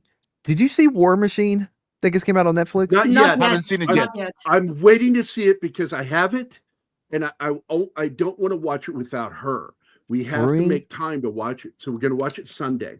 Bring your expectations way the fuck down. Oh no! Really? I thought that there was a great bro. He doesn't shave. He has a 5-day shadow for the entire movie, and no one says anything to him. 8 seconds into it, I'm already like, shut the fuck up. Oh, man. God damn it. It's fine. It's serviceable, but he did all of his own stunts in the film. Refused to do any CG or green screen. Yeah. Refused to have a stunt double. When he does that river jump, and it's one of the roughest rivers over there. Yeah. And like it's a class 5 rapid river, and he fucking did that stunt. And when he falls in, he said the water hit him so hard it ripped his boot off. Look, I'm a huge fan of Thad Castle. I hate whenever he speaks, not in movies, but in his personal life. Thad Castle, who's that? Oh, that's Richard, whatever his name is, the guy that plays in War Machine, the main guy. Oh, you never saw him as Thad Castle in Blue Mountain State? No. Holy shit. I've never watched that show. It's such a great series, and he is phenomenal in it. Was it good? I mean, I didn't watch it because I assumed it was going to be bad. Blue Mountain State, I love it, man. I think it's hilarious. Okay, I'll check it out then. And he is the best part about it. I'm going to go add that fucking movie. Even if you just look at Thad Castle highlights on YouTube, it's worth it because that's when I was like, man, this guy's so amazing. By the way, I just watched a video earlier in the day about Neanderthals, and one of the scariest parts of the Neanderthal was the fact that they may not have sexed themselves out of existence totally. It's believed that we ate the remainder of them. Killed and ate them. Well, that's fun to know. And it's kind of like wackadoodle. to find out that there is evidence of that we may have eaten them. You have cannibalism to this day. It's hard to tell. Rare, but it exists. Yeah, it's hard to tell. I mean, yeah, if we saw them as a different species, that's definitely a possibility. But who knows? Oh, I would call them better than just close quarter, buddy. Man, he threw that thing about 15, 20 yards. Fucking nailed that dude. That tomahawk is for not just close quarters, it's for distance too, like up to at least 20, maybe 30 yards. Those things are gnarly in this movie. Go ahead, Mads, you're going to say something. I'm sorry. Oh, no, I don't remember what I was going to say. You're like me. That's what I was going to say. Mads and I are spontaneous thinkers. Yep. And that leads to, if there's an interruption of any kind, to retain what we were about to talk about may disappear. And I have it happen all the time, buddy. Well, and also because I'm an active listener, which I think is important when you do discussions on YouTube. So I'm focusing on what other people are saying rather than trying to keep my own thought. Because there's nothing worse than being on a panel. And I'm not accusing anybody. I'm not dropping names, but where everyone is just waiting for their turn to speak rather than listening. Yeah. That's the worst. And they're trying to remember what they have to say. No, it's more of an asshole thing. They want to say this thing, and they do not care what you're saying. They're just waiting on you to stop talking for a second so they can jump in, even though it may not even be related to what was just being said. It's not a way a conversation should flow. Right. No, and I agree with you. And it's like when we do our interviews, that's been something that's so important because you can't be a passive listener doing an interview and be thinking about your next question. You need to really be listening to what they're saying because a new question might pop up from it. Yeah. And I tell people all the time, passive listening, and don't get me wrong, dude, I have done passive listening. You've done it on this stream. Yes, I've done it quite a few times in my life because I'm actually doing something else, either in my head or I'm writing something or looking something up. And that's what happened.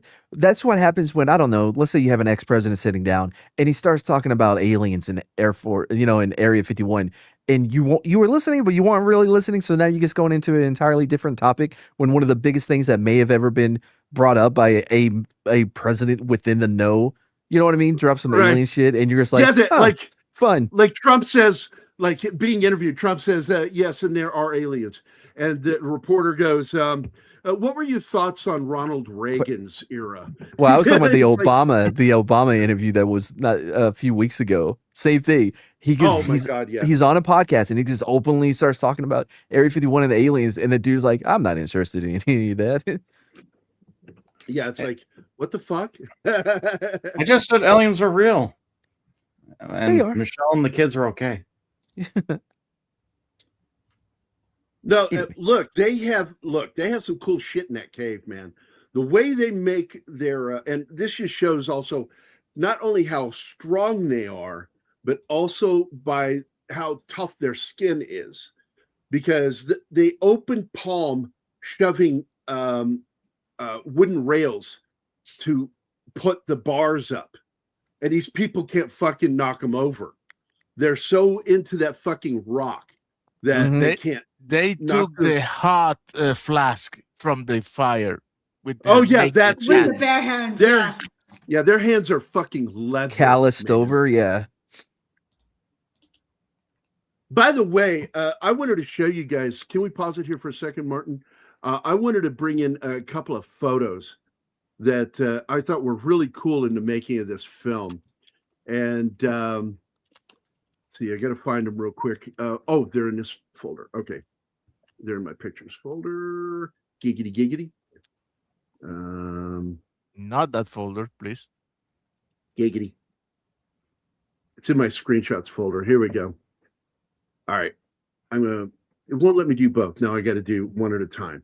So we get these two aerial shots of the movie set, which are pretty cool, but I can't figure out where they are shooting that scene with the markers on the ground, their little graveyard. But this is one aerial shot of the town. Over on the right, that's where their trailers are for makeup and all that shit. But on the left and in the center is their actual working area where they're working on the film. Yeah. And you see that, but this is from the other angle. Let me get it up here. Boom. Here's the other one. So you can see the other side of their little miniature mountain here. And that's from the other angle. Oh, yeah. An Englishman. Sorry, I was just going to say if an Englishman walked up that, he would definitely say it's a hill, not a mountain. Yeah. But it is a small mountain. It's tiny. You have like all over the place in California and Arizona and New Mexico. These little I am laughing in Austrian, just saying. Yeah, because you guys have the not the Alps though. What do you call them? No, we have the Alps. Okay, you have the Alps. Oh, you own No, I was them? thinking Alsace-Lorraine, which is actually France, Germany, and Italy. They have the Alsace-Lorraine, and then you guys have the Alps. That's right. So, but I can't figure it out, dude. But I'm looking there, like I'm assuming that building in the very center on the right is the cave. That's the inside of the cave. Oh, Gambit has the location stuff. Gambit? Yeah, latest. Yeah, he's copy pasting from Wikipedia. Yeah, he's a copy paster, but we love him because he's fucking fun. And it makes it. I mean, just less work I got to do. Yeah, it's like, but look on there, Gambit, because I'm pretty sure that middle building here, and this is part of that ranch in California where they shot. Just most outside of the movie of was shot LA. Yeah, and I mean that's when they were able to make it so cheap. Their budget was 1.8 million only.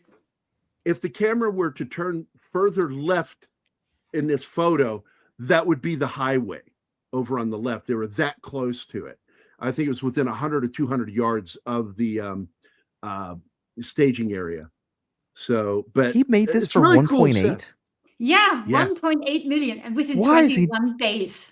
Because people like the work, so he got Kurt Russell for scale. He got everyone for scale. I get that, but why are more studios not trying to get this guy to do something? Yeah. I see the it's worldwide because he has the wrong political outlook. I'm telling you, Kurt Russell is going to find it harder to get work now that he has said some of the things he has said over the last 2 years.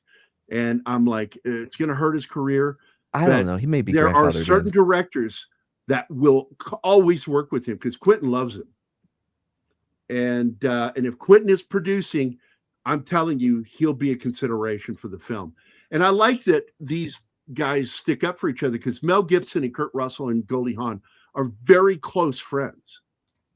And which is why they did the movie we did yesterday. What's it called, baby? I wasn't here. Tequila Sunrise. Fuck you, man. He saw their baby. Oh, Tequila Sunrise. My fault. Tequila Sunrise. Because he and Kurt became really good friends on that. And then the next movie, because of Kurt, Goldie Hawn worked with him. And they did Burn on the Wire, which I like that film too. Yeah, I remember Burn on the Wire.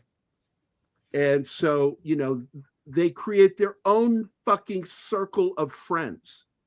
And I like that. And he was going to, no shit, this was going to happen. Mel Gibson was going to write, produce, and direct, was greenlit for this, to do it, I think, for Warner Brothers. Going to do a mini-series based off of the book, The Barbary Coast, written by the same guy that wrote, oh shit, I forgot the other movie that he wrote the book for, or wrote the book that was based on. And but anyway, it was going to be early crime in the Barbary Coast at the turn of the century in the late 1800s.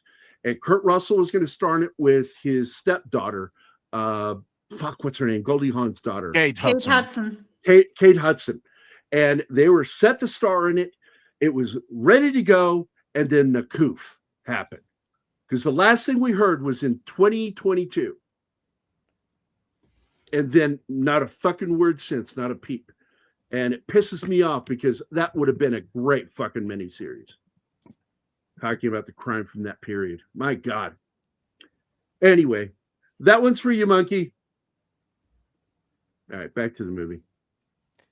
You know, what's interesting is that the cinematographer, he works with, he's done all three of his movies, all three of Craig's movies. But other than that, he hasn't really done a lot of work, and I think it's very well shot. Okay, I'm going to give you an example. The movie Warpath, which I did the movie poster for by Josh Becker. He's part of the Detroit Mafia, and he worked on Hercules, Xena, all that bullshit. Mm-hmm. And Josh made this movie, and I did the movie poster for it, and the movie poster ended up being the best thing about the movie because the movie's just fucking awful. And my big beef is he keeps using the same fucking DP, Noga, I think last name Noga, something like that. And the guy is fucking awful. And prime example is they lit the what do you call it, saloon scene the same way they lit this saloon scene.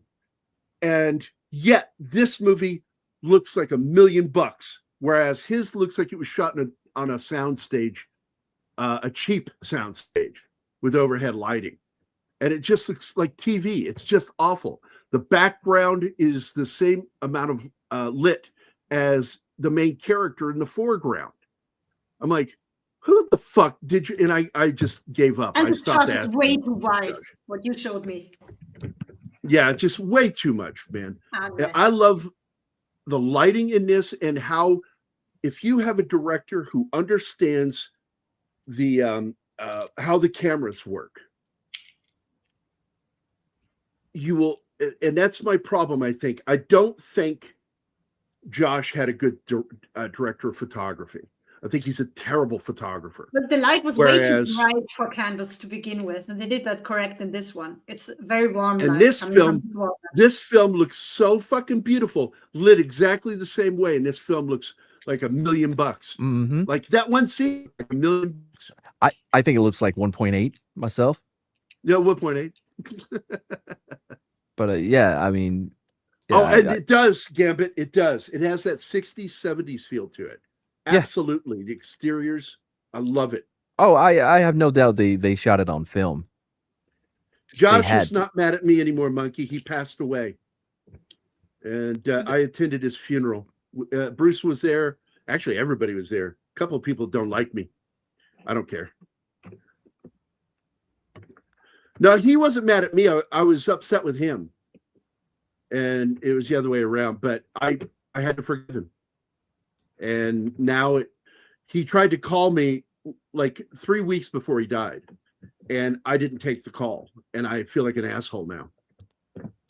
You couldn't have known. No, but I look back on it and I even considered answering. And I should have gone with that instinct. Just take the fucking call. And now I'm just filled with fucking regret that he and I couldn't make up for our little spat, which was over a person that was part of our panel for a while. He caused the rift between us. No, not you, buddy. No. And I can't say the person's name because I love the guy. I really do. He is an alcoholic. He's the one who brought us together. Yeah. I know who it is. This guy, we'd have never met. And, but I won't say anything negative about him because I do. I love the guy. But he caused the rift between me and Josh. And it shouldn't have happened. And I shouldn't have let it happen. I should have like confronted Josh and but I'm like, I don't need to deal with this shit right now. I'm in the middle of all these jobs and I don't have time for this. This is so fucking crazy. And I told Anima, by the way, I said, when we get to the final act, the third act, you will know it because it will fucking take off and shit just starts happening. And the third act begins with that fucking arrow. And the rock hitting the what's his name? What is his name? Fucking Chicory, the deputy. Right. Yeah. The talkative guy. Jenkins. And it goes. It's fast. It's like, and even though that scene is so intense, where that dude gets cut in half. I mean, that's fucking intense to watch. It really doesn't stay on camera that long, but it's long enough to make Danny fucking turned away, go, nope, not gonna watch this. She looked away, couldn't watch it. So I don't do that very often. And his death scene is the saddest because he doesn't get a last kill. Yeah. But what was just highlighted about him, taking his time is it's something not everyone can do it, but he's able to. Even in Dragged Across Concrete, he has the camera on the two of them eating in the car. Well, I think because Vince Vaughn was eating first. I mean, he finished the entire sandwich, and he didn't cut away or anything. And to be able to have the confidence, be like, no, I'm going to leave in Vince Vaughn eating this entire sandwich is a bold choice. And I remember that scene, dude. It is and not a lot of people could pull that off. We have the right to gain property. It's very interesting. I like his style. It's definitely not for everyone because it is definitely a slow burn. And by the way, people saying that his work is derivative of Quentin Tarantino, the brutality of the violence or whatever. That's so dumb. Quentin Tarantino is derivative of everything. They both love the 70s. Isn't that obvious? Yeah. So just to give him credit as like, ooh, brutality. Look, I've been a critic of his writing for years. And it's not his direction I have such a beef with, it's his writing. And but when I finally saw it, I went to see it in the theater, Once Upon a Time in Hollywood. Oh, I walked out of there and I said, that is the single best script ever written by Quentin Tarantino since True Romance. Oh, okay. Because I fucking love that script. My problem with Quentin is like what he did in Hateful Eight. Starting a narration in the third act is just like, what the fuck are you doing? And it's not even narration. Before you say it, keep what go ahead. Keep what you want to say in your mind, because I want to tell you, this is really what happened, man. When I watched that the first time, was on video, and I gotten the fucking Blu-ray, okay, and so I'm like watching this, and I'm like, what the fuck? And I like, why is he talking? And I keep hitting the extras button, extra features button. Like, did the director commentary, like what's going on? Why is it not stopping? I couldn't get it to stop. And I did it for like 5 fucking minutes, dude. And then I realized, oh my God, he's fucking narrating what's happening here. He's not a character in the story. Like, what the fuck are you doing? It's crazy. I had a similar experience when I first watched it. I went with this chick and we were high as balls. And it starts with that long ass establishing shot with the wagon going through the snow. And we were high as shit. And we started thinking, oh my God, is he doing this on purpose? Does he know we're high right now? And he's doing this to fuck with us because it was driving us. We had to leave.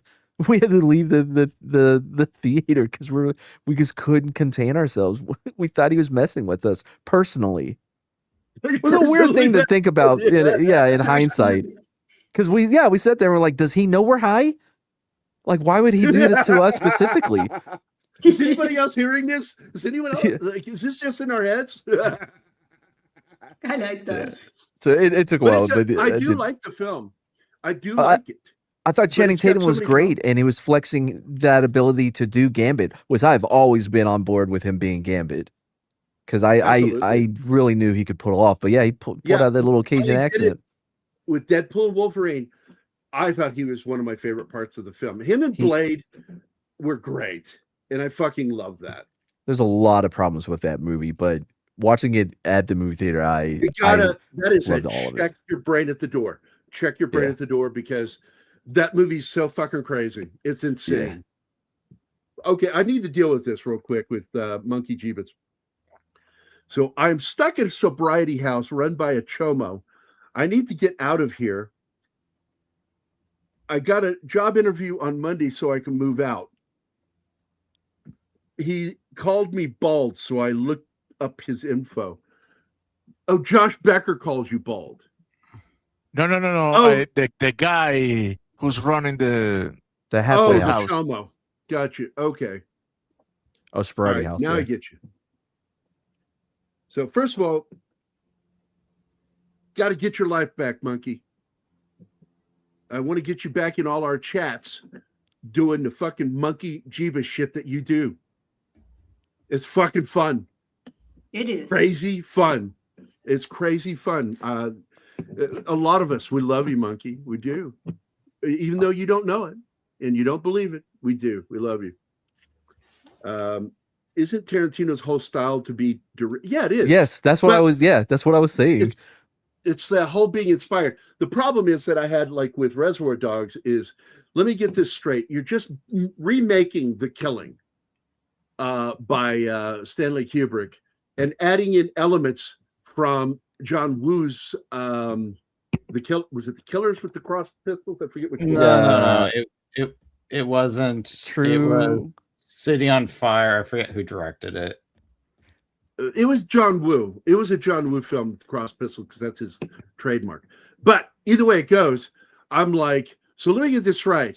You're going to do a heist movie, but you're not going to show the heist. Yeah, like I was fine with that. I wasn't. I had a problem with that. I'm like, that's just some kind of laziness. And it was probably budget restrictions more than it absolutely was. But what I got annoyed with was in one of his interviews, and Josh Becker did the best interview with him for Film Threat magazine.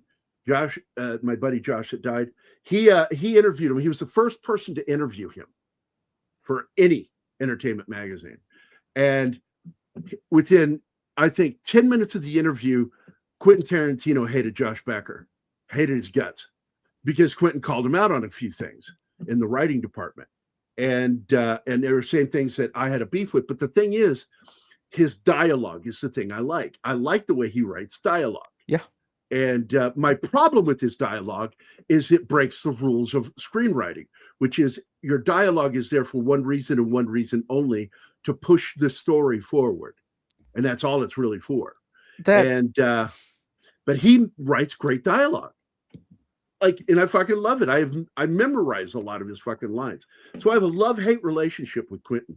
But the fact is, I loved, and I would like to do this film, and you be here, Mad, okay, when we do it, the Inglorious Bastards, because we have not done it.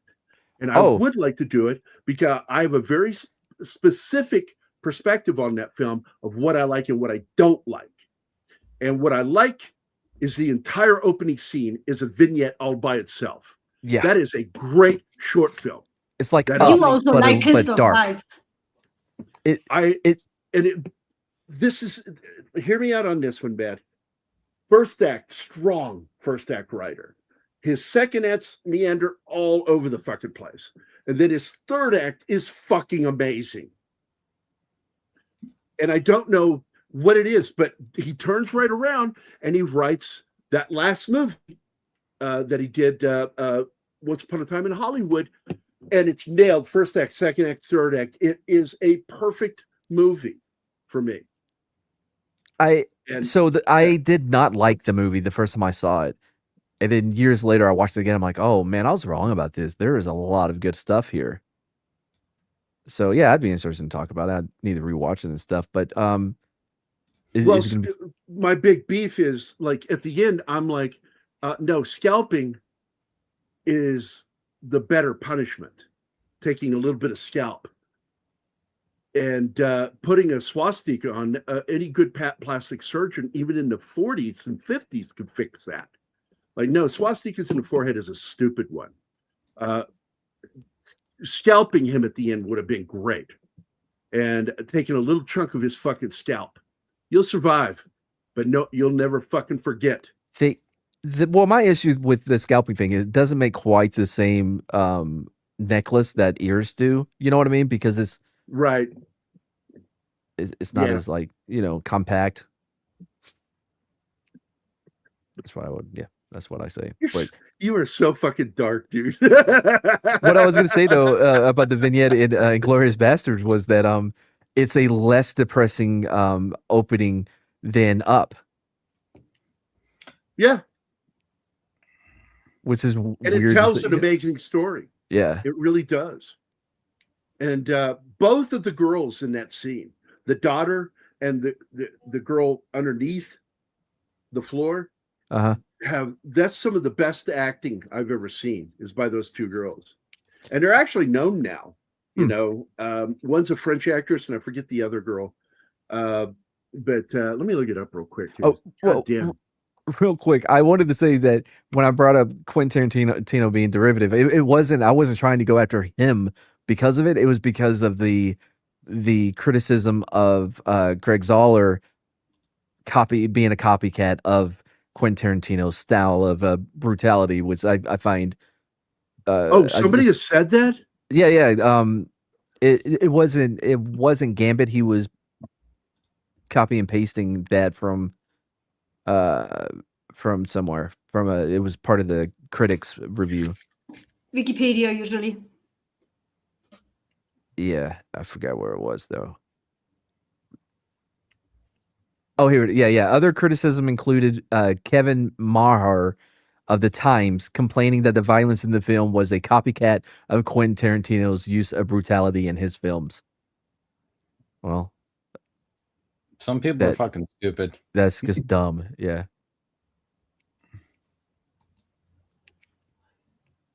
Okay, I guess he's still looking up those girls. So back to this movie. Well, I was going to say Diane Kruger is really good too. I like her. She's a German actress, and she's very good. But Melanie Laurent is the young lady that plays Shoshana that runs, and he lets her live. Christoph Waltz, fucking brilliant fucking actor. I'm like, where did that guy come from? How did you find somebody this fucking good? Austria. And, yeah. Wait, is he from there? Yeah, he's Austrian. We are very proud of him. He's from Vienna.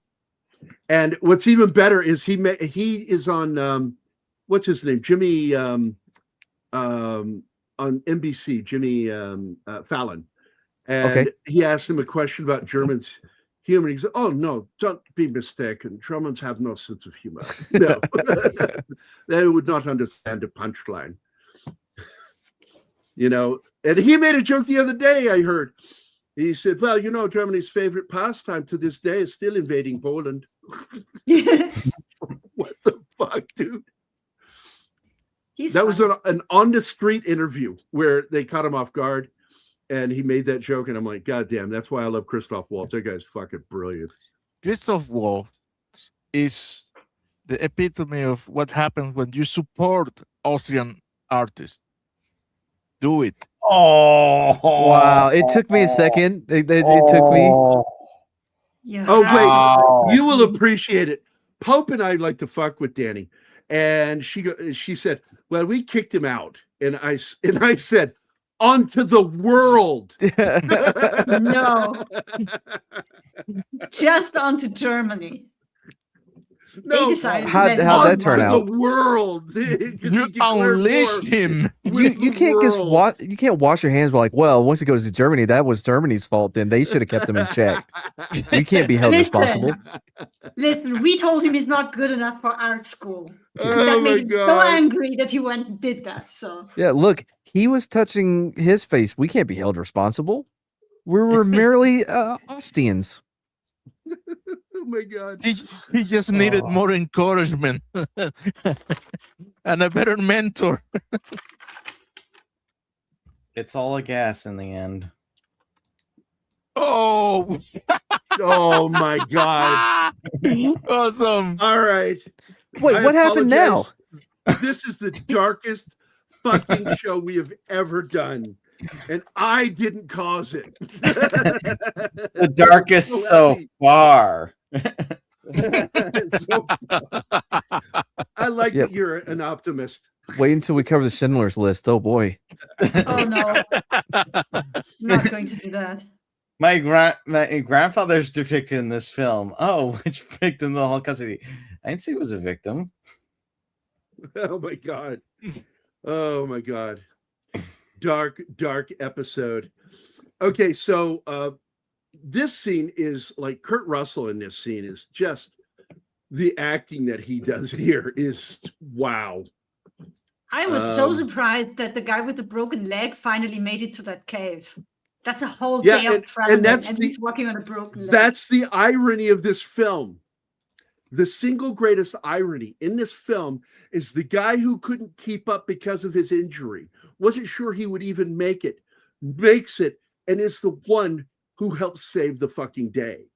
If he wasn't there, because they would have had problems. Before he shows up at the cave, you're like, okay, they're captured, they're going to be eaten. Nobody's making it out alive. Yeah, he could have found. I mean, at that point, it was pretty easy to find a new wife. You know what I mean? Because they didn't have a lot of say so in it. Like, it was about time. She was calm because she was traumatized. Yeah, she was absolutely in shock. Oh, absolutely. And that's what I think her reactions to everything, the calm coolness of it, that looks like shock to me. Oh, and she's I've gonna seen have people some like that. She's gonna have some interesting dreams from now on. Well, the things she's seen in that cave, yeah. She's going to relive this for the rest of her fucking life. Hello, PTSD. Yeah. So that's what I think, John. I think that's what that calm represents, is that she's just seen way too much in that very short a period of time, and it put her in a state of shock.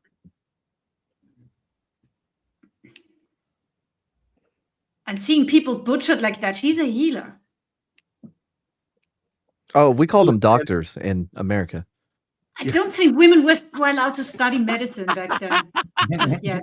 Well, this is close to the turn of the century, and women were allowed in at a certain point, because we had an American Indian woman, I forget her name, who became the first Native American psychiatrist.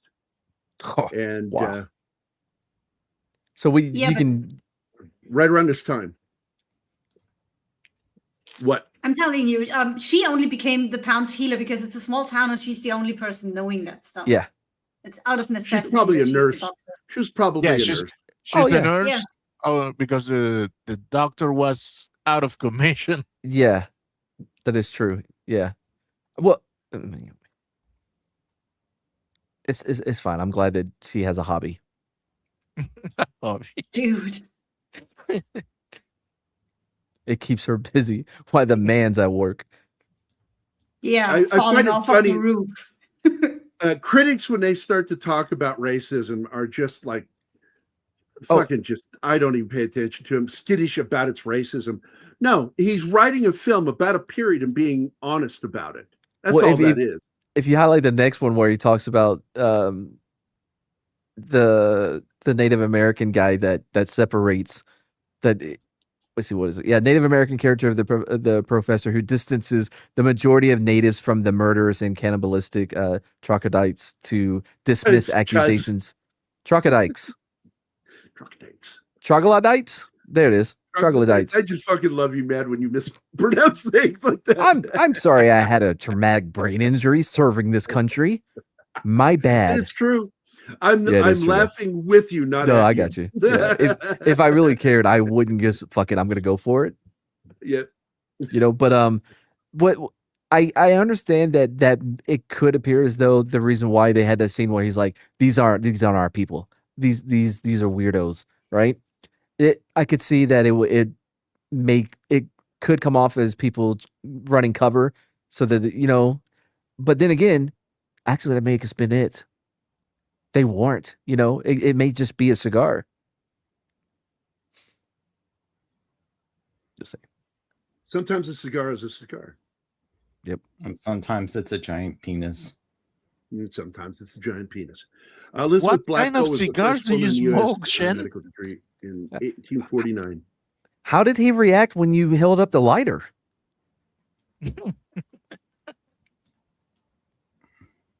I didn't know you could get Down syndrome from an injury in the military.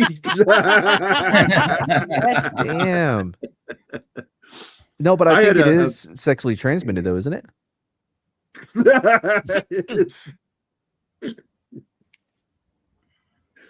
TBI is not an STD. Just so you guys know.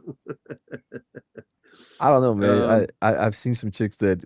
Wow, your vagina has Down syndrome. Anyway, we go on. Why are we doing this? Who put us on that? I don't know. It was just TBIs. because I was going to tell you about my other buddy that served in the 72nd Stryker Brigade, the first ones in Iraq. And he got hit with a succession of 2 RPG direct hits to right next to his head inside the Stryker. And then they got hit by a massive IED, and it fucking bruised his brain. And he would go into these states that, like, I would be on the phone with him talking him down, because he would just, like, he would start raging, and he couldn't get out of this rage. And I don't want to say his name because he's a good guy, and I don't want that being known that happened to him. But he was like, he would become very deathcidal, you know, and my job was to just kind of talk him down all the time. And it's sad our friendship ended over politics. And seems to be very common here recently. Because I used to joke that he's like the only liberal from infantry I've ever met. It's like I've never met somebody that served in the infantry that was a liberal. But he was. I didn't think he was that bad about it. But I'd been in the hospital for like 2 weeks, and I got home and I was sleeping, and he called me to start. He had his TDS moment, and I snapped at him because I was exhausted. And I snapped at him. I said, I don't fucking care. This is what I said to him. I said, how many times have I told you, man, I don't want to talk politics with you, dude? I said, why do you keep calling me with this bullshit? Jesus fucking Christ. I just got out of the hospital. And I need to sleep a little bit. And never talked again. And then next time he talked to me, he threatened me. And I'm like, you know, I'm the wrong person. Do I know this person? I'll tell you after the show. Okay. Because he is an author, and he was part of a famous unit. Colby Bazell was the machine gunner that introduced me to him, because they were in the same unit. And they were in the battle for Mosul back in 2004, June 6th of 2004. And Colby, because I was writing the script from the perspective of the combat medic. And he goes, well, you need to meet my buddy. And he said his name and says, let me hook you up. And he did. And then we became instant friends. And we had a lot in common besides being combat medics in the Army. But he started having more and more episodes, and where he would just like you couldn't talk to him. Like, anything he said would not get through to him. And Dale and Julia wouldn't work with him because of it. Dale Dye, they loved him, but they would not work with him because he was too volatile. And that volatility got mixed in with like TDS. Yeah. And it was bad. And I wish that I hadn't yelled at him, but it happened. And he won't talk to me, and he threatened me. And I'm like, the last time he said anything to me was a threat. And I'm like, you know where I fucking live, dude. You name it. Knives, guns, fists, I don't care. I said, if you fucking think that I'm going to be bullied by you, you've made a huge mistake. I don't give a shit. And that was it. We never talked again. And I feel bad for him because he had it rough. He had it rough. And he was in a unit that got zero fucking respect for what they did, because the Army kept the strikers top secret at first because they didn't know if they'd work. And so they went out there and did the work, and it proved that it worked in Iraq. And so then the next group that comes in, they're the ones with the skull for their logo, got famous on YouTube and video, and took all the glory. And they didn't do half the shit that the 72nd did. And it's always pissed a lot of people off that they got zero recognition, because in the Battle of Mosul, the entirety of Iraq was locked down that day when the bombs went off. And the only unit that went out that day to take something back from the insurgents was that group, Stryker group. They went out into Mosul, and they took the mosque and the police station back from him. And the funniest part was at the end of it, AP went in there, news went in there and reported that the mosque was taken back by the Iraqi National Guard.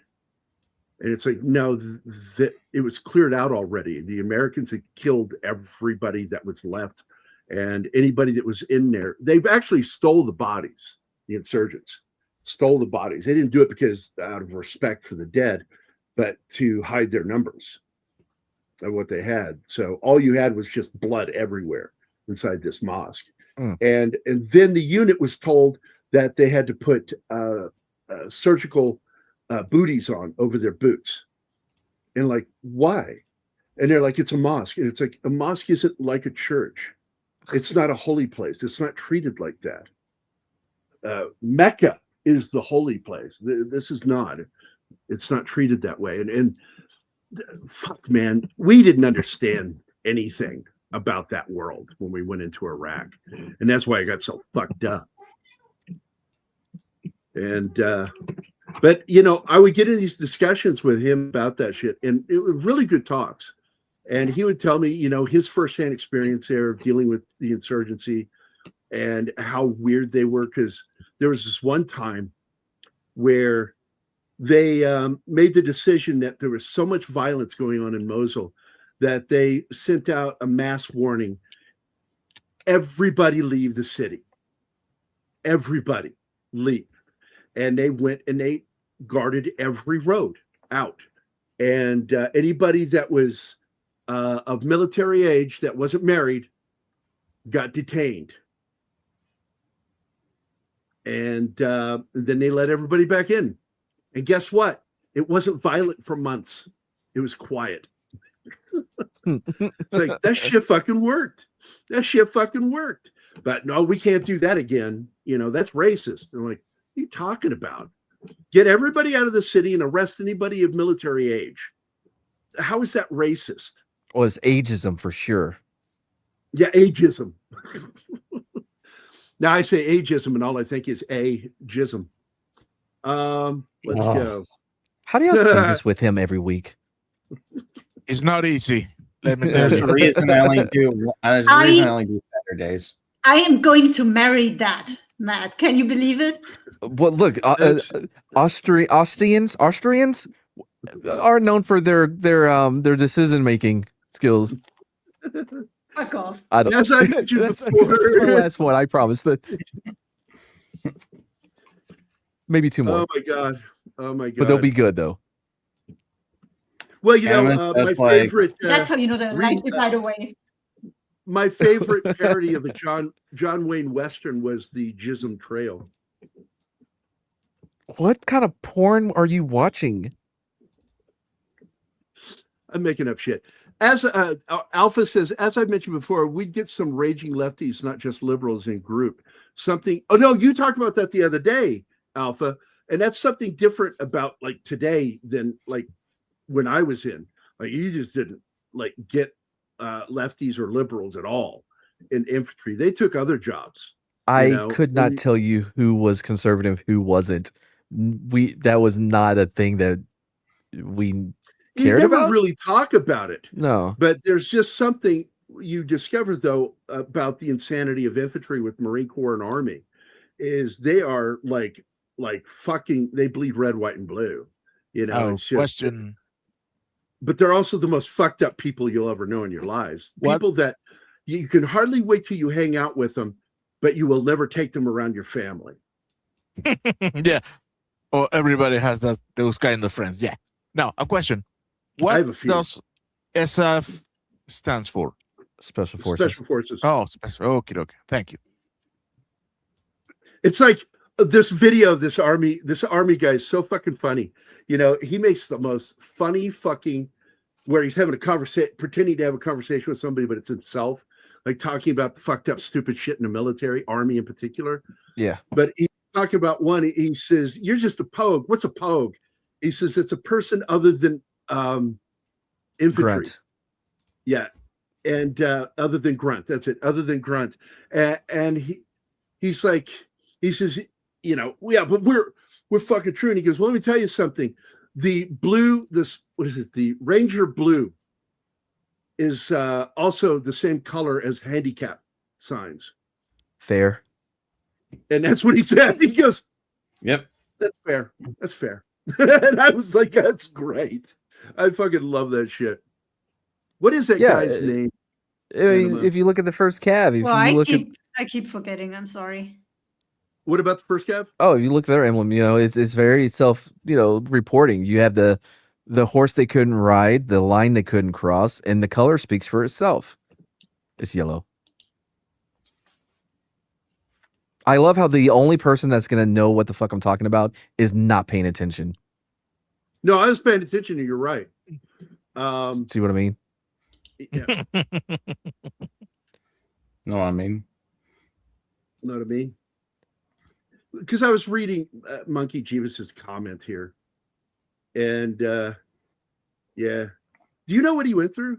He got like robbed by a woman that tricked him and conned him out of all of his money, like over $50,000. And wait, who was this?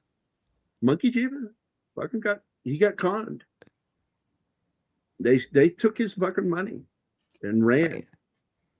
And he's had to like take odd jobs and sell some of his collectibles because he's got a huge fucking collection of toys and figures from different genres. He did take risks when it came to making money, Gary. No, look, everybody has to own their fuck ups. Like I made decisions with my fuck ups that left me destitute because I had something similar happen.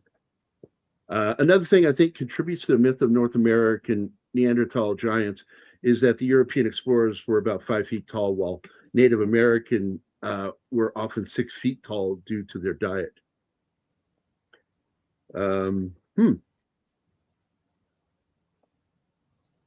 There's a theater in my city that's mostly military customers, and it's hilarious hearing the shit talk between. What theater is that? Yeah, where's this at, Soul Assassin? I think I'd like to go there. I like. Oh no, I wouldn't. I like going to the Palladium over by me. I liked it when I was like stationed, especially Fort Sam Houston, when I was stationed there. I fucking really liked the On Post theater we had, and I saw some fun movies in there. And I like it when there's a bad movie being played and we begin razzing it, doing riffs, soldiers in the audience just riffing the movie and talking back to the movie and saying stupid shit. It was fun. Yeah, I saw The Adventures of Ford Fairlane. I saw what's that Bill Murray movie where he's a robber and he wears clown makeup? I was born in the 80s, bro. It came out in the 90s, so you were old enough. Wait, are you talking about where he was a doctor?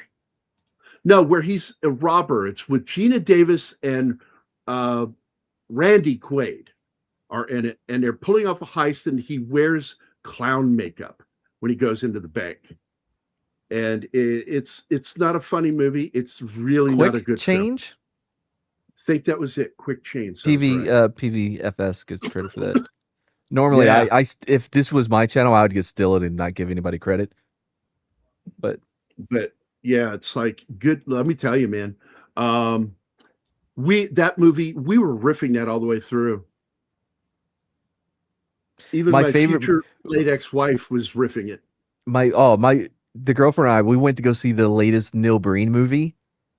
It was amazing. It was at the Alamo Draft House because they had a special screening. They ask you like, okay, now listen, are you familiar with Neil Breen's movies? Because they were worried that somebody would walk in having no clue what was there in store for. But yeah, we're watching it and you could tell it was all podcasters and people that do bad movie reviews or whatever, because everybody wanted to start commenting on it. I think we lasted 20 minutes before it just became everybody doing bits while watching the movie. It was my favorite experience at a movie theater. It was phenomenal. I can't wait to his next movie. It was almost full. Wow. Have you ever seen a Neil Breen movie? I'm trying to remember who he is. What? Who are you? Who am I? Why am I?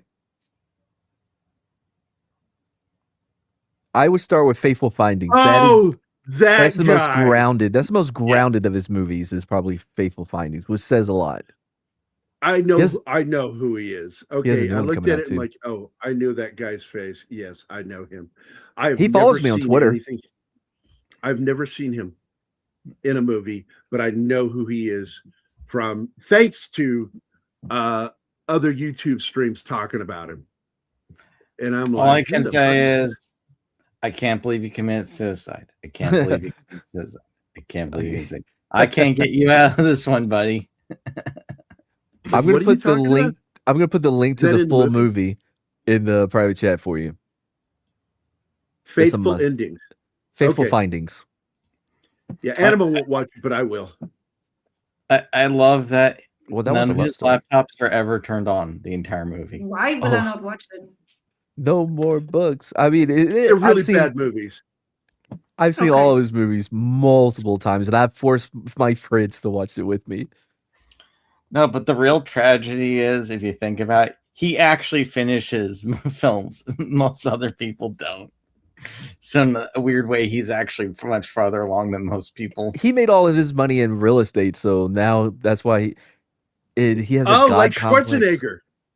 Like Schwarzenegger. Yeah, because he didn't need movies because he was already wealthy. And if I'm going to do this, I want to be a movie star. So Neil Breen, I'm looking him up on X. He follows me. Is he under the name Neil Breen? Yeah. Is this him? It does not look like him. Yeah, it's not him. There's like multiple Neil Breens. I don't know which one of these might be him. That's clearly not him. I'll send I'll send you his thing because he follows me. So I found a Neil Breen fan club. I've got to follow that one. It's gonna be fucking cool. Are you sending me here in our private chat or over on? Yeah, I'll put it in the private chat. I put the full movie there. Oh, fuck yeah. I'm going to go get it. All right. God damn it. It was fun having you back on, man. I enjoyed it. The most fun we've had. This is the most fun we ever had. I feel bad because I think I may have, derailed us more than what. No, we're always like that. We never talk much about the movie. It's ADD theater, brother. It's ADD theater. What movie were we watching again? Shit, what was it? What was that movie? All right, I found it. All right, I'm going to download it from there. And did you put it in yet for him? For Neil Breen? No, I man, where is he, dude? I got to go to my followers to see if I can find him. Yeah, I do not like X because you can't search through your fucking followers. You should be able to search your followers. Yeah, because he's been a fan of mine for a long time. We have a Meth in our midst. Hey, Meth. Yeah, his show just ended. Hey, Mephisto, how you doing, brother? It's not early. He lives there in Tel Aviv, and we always worry about his safety over there. Yeah, but Meth, I said something like that the other day. I mean, if the world still has to do that fucking dumb time jump, why not do it on the same day? Why 3 weeks apart? It's fucking ridiculous. Arizona doesn't even do the. That's right. That's why I liked living there. I grew up in Phoenix. And it's because they're doing it right and keeping fucking normal time, but they fucked up by asking people, do you want to keep summertime or go back to normal time? And now people are divided. And it's stupid. I had some idiots. Ask that. I had an idiot one time tell me years ago, said, well, they don't do it in Phoenix or in Arizona because they're not an agricultural state. I said, do you know anything about Arizona? A lot of your citrus comes from there. Not to mention, there's a lot of crops grown in Arizona. In fact, it led to a couple of massive, what do you call those? Big giant holes. Holes? We lost a farmer. He was out there Sinkholes? on his field. Sinkholes, yeah. He was on his tractor, and he's going over the field doing shit, and fucking fell into one of those sinkholes, and he was lost. They never found him. They found his tractor. They couldn't find his body. Damn. And did you think it was sexy? The tractor. Well, Rod Stewart did. Oh. Yeah. What was that? Yeah, I don't get that one. Was he a farmer? No, but he thinks it's sexy. He thinks everything's sexy. If you think I'm sexy. Those two not so nice writers cannot write for shit when it comes to doing a superhero movie that is not superficial. Who are you talking about? Damn it. I don't know. He's been going on about Hollywood not being able to produce good stuff for the whole show. I thought you said you lived there, buddy. Sorry. I don't know, man. I still find things that are really good still coming out today. The majority, it's rough out there, but it's not a barren wasteland of good content either. We're watching right now. We're watching Monarch TV series. I tried to watch the first season. Oh my god, the woke is so less this season, but this one fucking character. Yeah, there's a lot less woke shit this season, and what happened was the show is good, and then it hit woke for like 2 episodes, and then it went back to okay. It still had woke shit, but it didn't because I'll watch stuff with woke shit if it's still good. And I'll watch anything with Kurt Russell. And I love him and Wyatt being in the show together. And playing the same character. Yeah, and the season 2 is so bad with this one character. What's her name? Karen? Yeah, Feels Karen. appropriate. No surprise there. Kate Randa. Kate, that's it. Kate Randa is so fucking bad as a character. She just gets more and more annoying.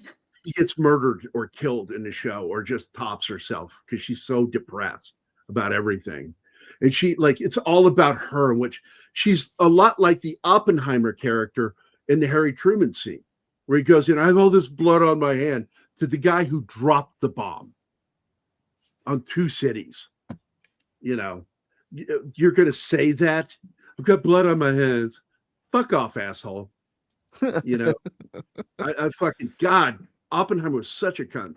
He really was. And I'm glad he looks like one in that movie. I met this guy one time. I think it was in New Mexico for something. And we were all just hanging outside, drinking or whatever. And he was in the Navy, and he talks about how when the orders came in for the Iraq War, when it started or whatever, he took the order from one guy to the other guy, who eventually they pressed the button, and he's like, hey, it just messed me up so much. I'm like, what, motherfucker? I was on fire in bed. What are you? How did that? You know what I mean? He was really fucked up from passing along a note to start the invasion or whatever, the bombing. Yep. By the way, one of the last questions that Don asked me, he says, hey, I never understood what happened to Matt, and I kind of told him a little bit. Yeah. Because I've never delved into the whole story with you because it's none of my fucking business. Oh, no, I have no problem talking about it. I've talked about it quite a bit. It's up to you to talk about, because I'm quite open with talking about that shit. Because I worked at the VA voluntarily as a combat medic, and I liked working with wounded soldiers, and they've got the darkest senses of humor I've ever fucking seen in my life. I shit you not.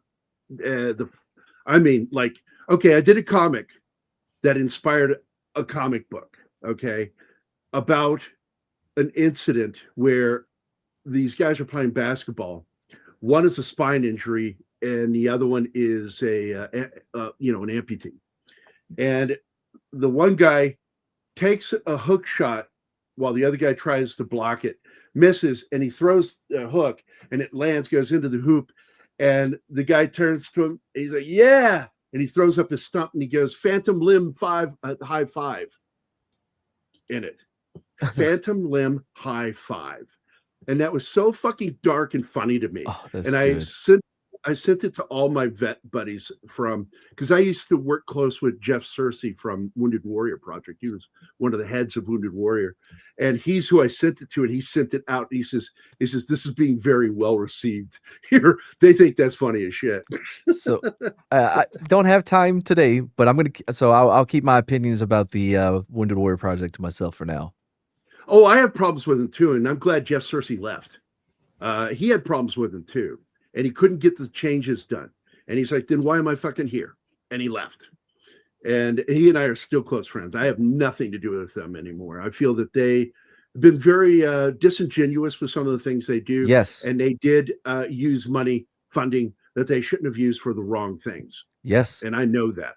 So, yeah, I'm right the there with you, buddy. The last contact I had with them, I wished them luck on their Under Armour sponsorship bullshit. That's what they seem to be more interested in. God damn, man. Oh, so I have absolutely just put Boy Swallows World or Universe. I've got it for me to watch. And I did the same thing here. I downloaded Fateful Findings. You could, yep. And what was the other one that you wanted me to see? Oh boy, I don't Suburban. remember. I got it. Suburban Sasquatch. Yep. Yeah. These are all classic movies. List. I'm gonna fucking watch them just for you. And maybe we can do them on Shitty Movie Saturday. We'll do that. Wouldn't that be funny as a thing? We gotta remove the I and put an asterisk in there for shitty. Shitty Movie Saturday. And well, we on the old channel, we did What the Flick, where we would do a recording of me and a few guys, and we would watch those exact movies, and I would edit it. A lot of work to get it on the channel, having to fight copyright bullshit. But yeah, we've covered both of those. We've covered all Neil Breen movies. Is there really Human Brain? Oh, and by the way, how the hell could you not find Neil Breen on Twitter? His handle is Neil Breen. I'm telling you, I put his name in. I did the search. Hold on, let me. If I can show you. I did the search and I couldn't see him in there. And I put it in the back. I put it in the private. And it's Neil Neil Breen, right? Yeah. I put the link to his Facebook right there. Well, I'm just going to show you though, just so you can see. Share okay, screen. Okay. And then we got to get out of here. We got to say bye to everybody and get the fuck my butt's out of going here. numb. Yeah, my taint is what gets sore because it just fucking hates sitting in a chair for long. So let's go. So I put Neil Breen in here. Trying to add it. Martin, can you add it? I tried adding it. It won't go. Where? It won't add screen. It's down below. To the stream. Neil Breen. Add to stage. Oh, right. Okay. Wait. He's not this time to my click. It popped up. Yeah, see, it's not working at all. Oh, so this time it popped up. Okay. This time he popped up. And he was like third down. Yeah, so definitely. Can you share that? Wait. There you go. Yeah, Neil Breen. No, that's not that's the wrong one, dude. Oh no? No, unfollow this guy. You think he has unfollow? You think he's only following me? It's in the private chat. Don't take the space out. Yeah. Take the space out between Take Neil and Breen. and the number. That's the one, the second one. No, no. Yeah, that's not. it. Sorry, I couldn't see it from way over here. Second one. I couldn't see it all the way over on the other side of the internet. It's very small. There we go. I'm following him now. All right. He doesn't put a lot out there, but he does have a link to the trailer for his new movie, Dire Duplicity. Have you ever talked to him? Because maybe we could get an interview. No. Do an interview with him. That's something you should do, because really? I don't think he would like my my coverage of his movies if he ever saw them. Okay. Okay. I'll be careful with that shit then. Okay. Because I am planning to do some interviews. John Ostains, who's in the audience there, good friend, he is going to be the producer of our new paranormal show called The Weird with Gary. And it's going to be an interesting show, and he's going to be the one getting us guests and shit on the show. And I want to get panelists that really are interested in this shit. You know, we don't have to be the most knowledgeable. I tried we had a paranormal show as well. It was called what was it? It was called Tafa True UFO Anomalies and Abductions. And then like I would call the watchers Tafarians because it'd be like Tafa. Anyway, we tried doing this improv thing where we would bring on people to interview like different YouTubers, and so we had one guy come on saying he was abducted, and we're gonna have another one that was like a chupacabra expert and shit. It was gonna be a lot of fun, but the first episode went really, really bad, and I never put it out there. All right, so I'm ending the poll, and I'm going to show you how it went. Oh, I forgot about the poll. Babe, go vote. It's too late. It's too late. Never mind. I ended it. The Democrats did it to us again. God damn. Here you go, buddy. So do you enjoy having Mad back on the show and want him back more? The answer is yes, by a heaping pile of votes. Can we see who voted no? Yeah, I want names. Okay, I'm going to tell you. Come on, one guys. of those was probably Mad Monkey Jeebus. Fair. That's probably earned. Because that's the sort of thing that he does. Oh, I like Souls. He said, "Why not Gary a normal or Gerspiracies?" Gerspiracies. I like that one too. Yeah, Gurry and Gert are my nicknames now. Gurry from when I was a kid growing up in a black community, and Victor in particular, Vic Armstrong, one of my closest buddies to this day, fucking still, like, he's a former Marine, by the way, infantry again. And he got one of those situations because he beat the shit out of another friend of mine that I served with. And because he said some racist shit to him. And so Vic beat his ass, forgetting that he was 18. Ooh. And he beat a 17-year-old. And they said, "You're going to jail or the military," and he chose Marine Corps. Man, you need to pick like more chill friends, bro. Well, I felt guilty for that for years because he came up and told me what he said to him. He goes, "God, Gore, man, Gore, check it out, man." So like Mike Anderson, Mike Anderson, who's an idiot, but he's a friend. And he says, fucking Mike Anderson walks up to me, he goes, "You know who's an N-word?" He says, "Malcolm X, Martin Luther King, Genghis Khan, and you." And he just sat there and looked at him. And why Genghis Khan?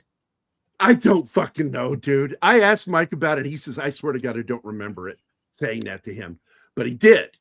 And he says, whatever I said to him, I was just fucking around. But I said, and I asked Vic, I said, was he joking? Because Mike's kind of an idiot and thinks shit that's not funny is funny. You know that, right? And he says, "Well, I don't know, man. He wasn't laughing or anything." I said, "Then you kicked his ass, right?" And he goes, No, I came right here to tell you." And I'm like, you have to kick his ass now. No, Gary.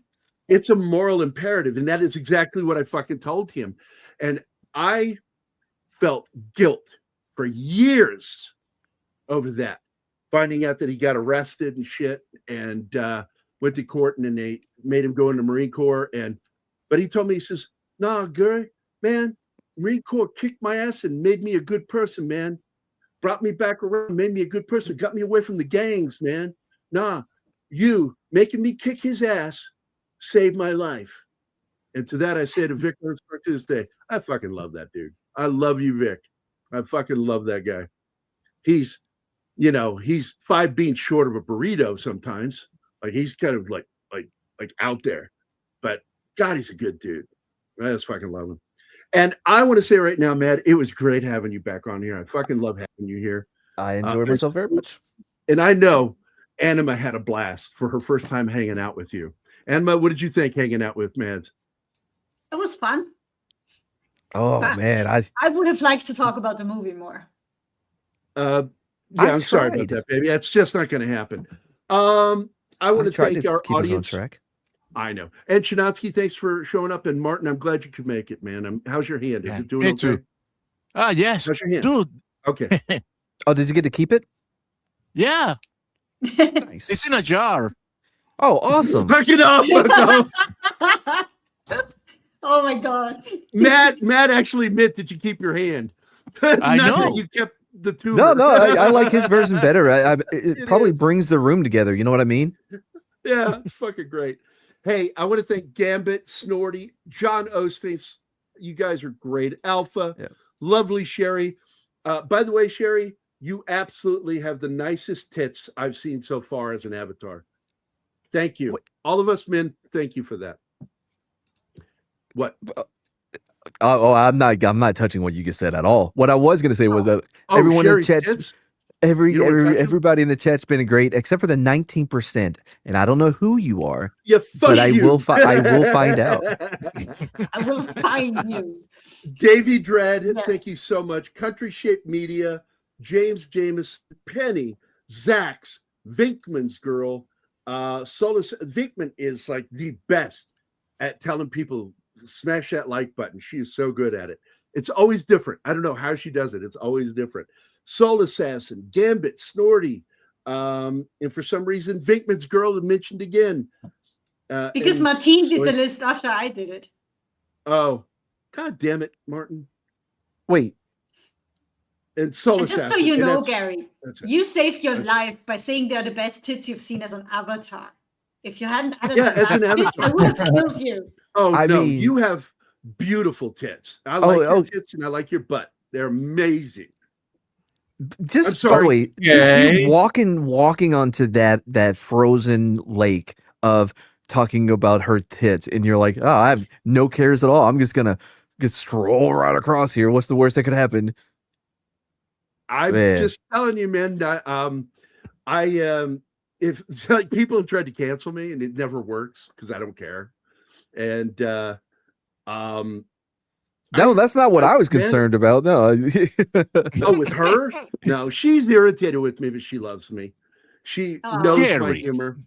You learn very quickly with Gary not to be embarrassed by the shit that he says. Also, it's on tough, top though. of that, she hits me. Oh yeah. She knocks the shit out of me. It's funny. I earned. In fact, it's so funny. It cracked her up when she started hitting me. I would turn and I'd be waiting for it. Like, I know it's coming. Do it. I know you're gonna hit me now because of some fucked up shit I just said. You can see that in our shows that we did mid-October in 24. I was sitting next to him and smacking the shit out of him during a show. That was when we knew we were in love. And when she came here and met me, and I'm with her, and I'm sitting there going, no, I want to spend the rest of my life with this bitch. I think she's amazing. She's so fucking funny. That's so romantic. I want to spend the rest of my life with this bitch. Yeah, right? For real.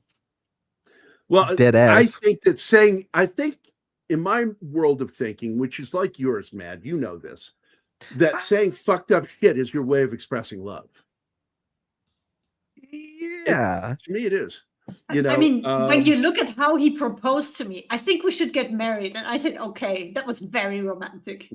I mean, yeah. I don't think romantic the word for it. I think we need to make a new one. I feel like this is on a curve, though. There's definitely, for Gary, it was very romantic.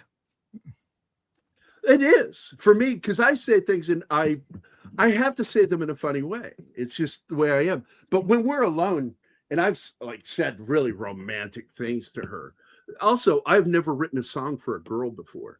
I've written a lot of music over the years. You know, I've put out albums since 2004, but I've been in rock bands since the 80s, you know, drumming and playing keyboards. And I never wrote a girl a love song. I wrote like multiple fucking love songs for her.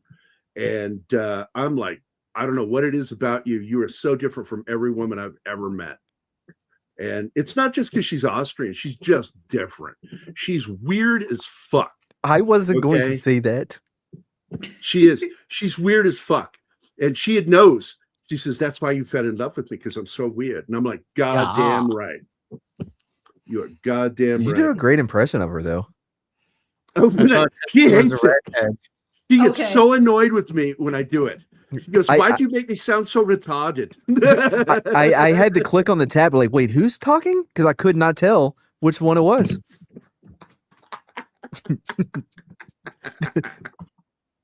Oh, where did you go? Oh, she kicked you, mad. Oh, no. Just like that. Just like that, Matt disappeared. Where did it go, George? Which way did it go? This is the joke. This will be the last joke I'll tell you about before we go. Is she says, I don't like it when you do my voice. You make me sound retarded. She goes, you should just do Arnold. No, that was your idea.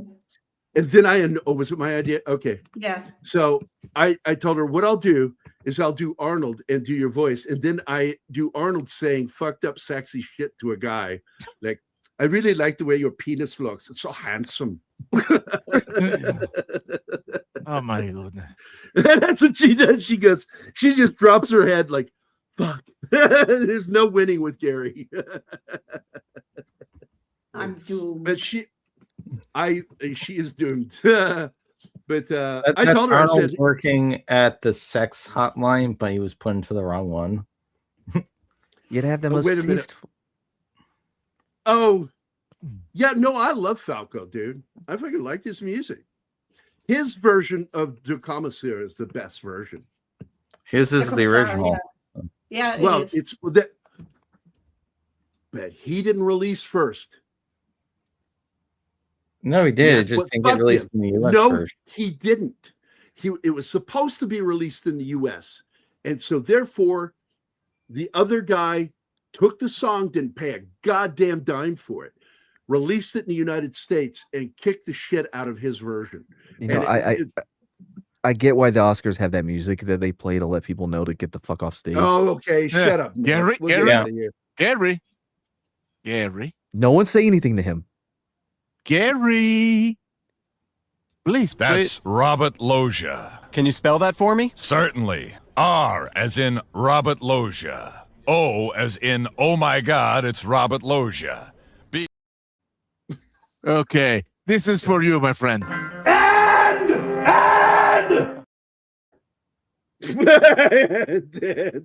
All right, guys, we're out of here. Everybody have a great Saturday. We'll see you again on Military Monday. Have a safe weekend, and we will talk to you then. Bye, guys. Bye. Bye.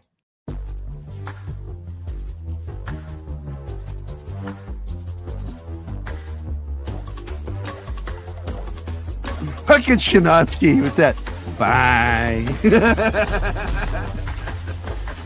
We'll never make it, Gulliver.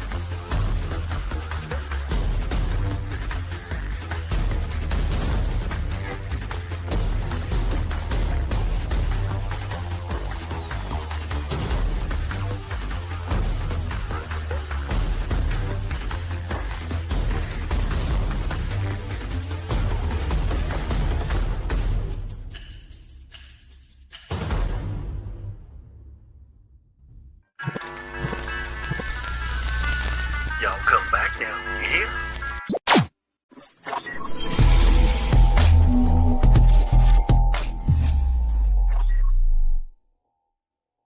Matt Damon.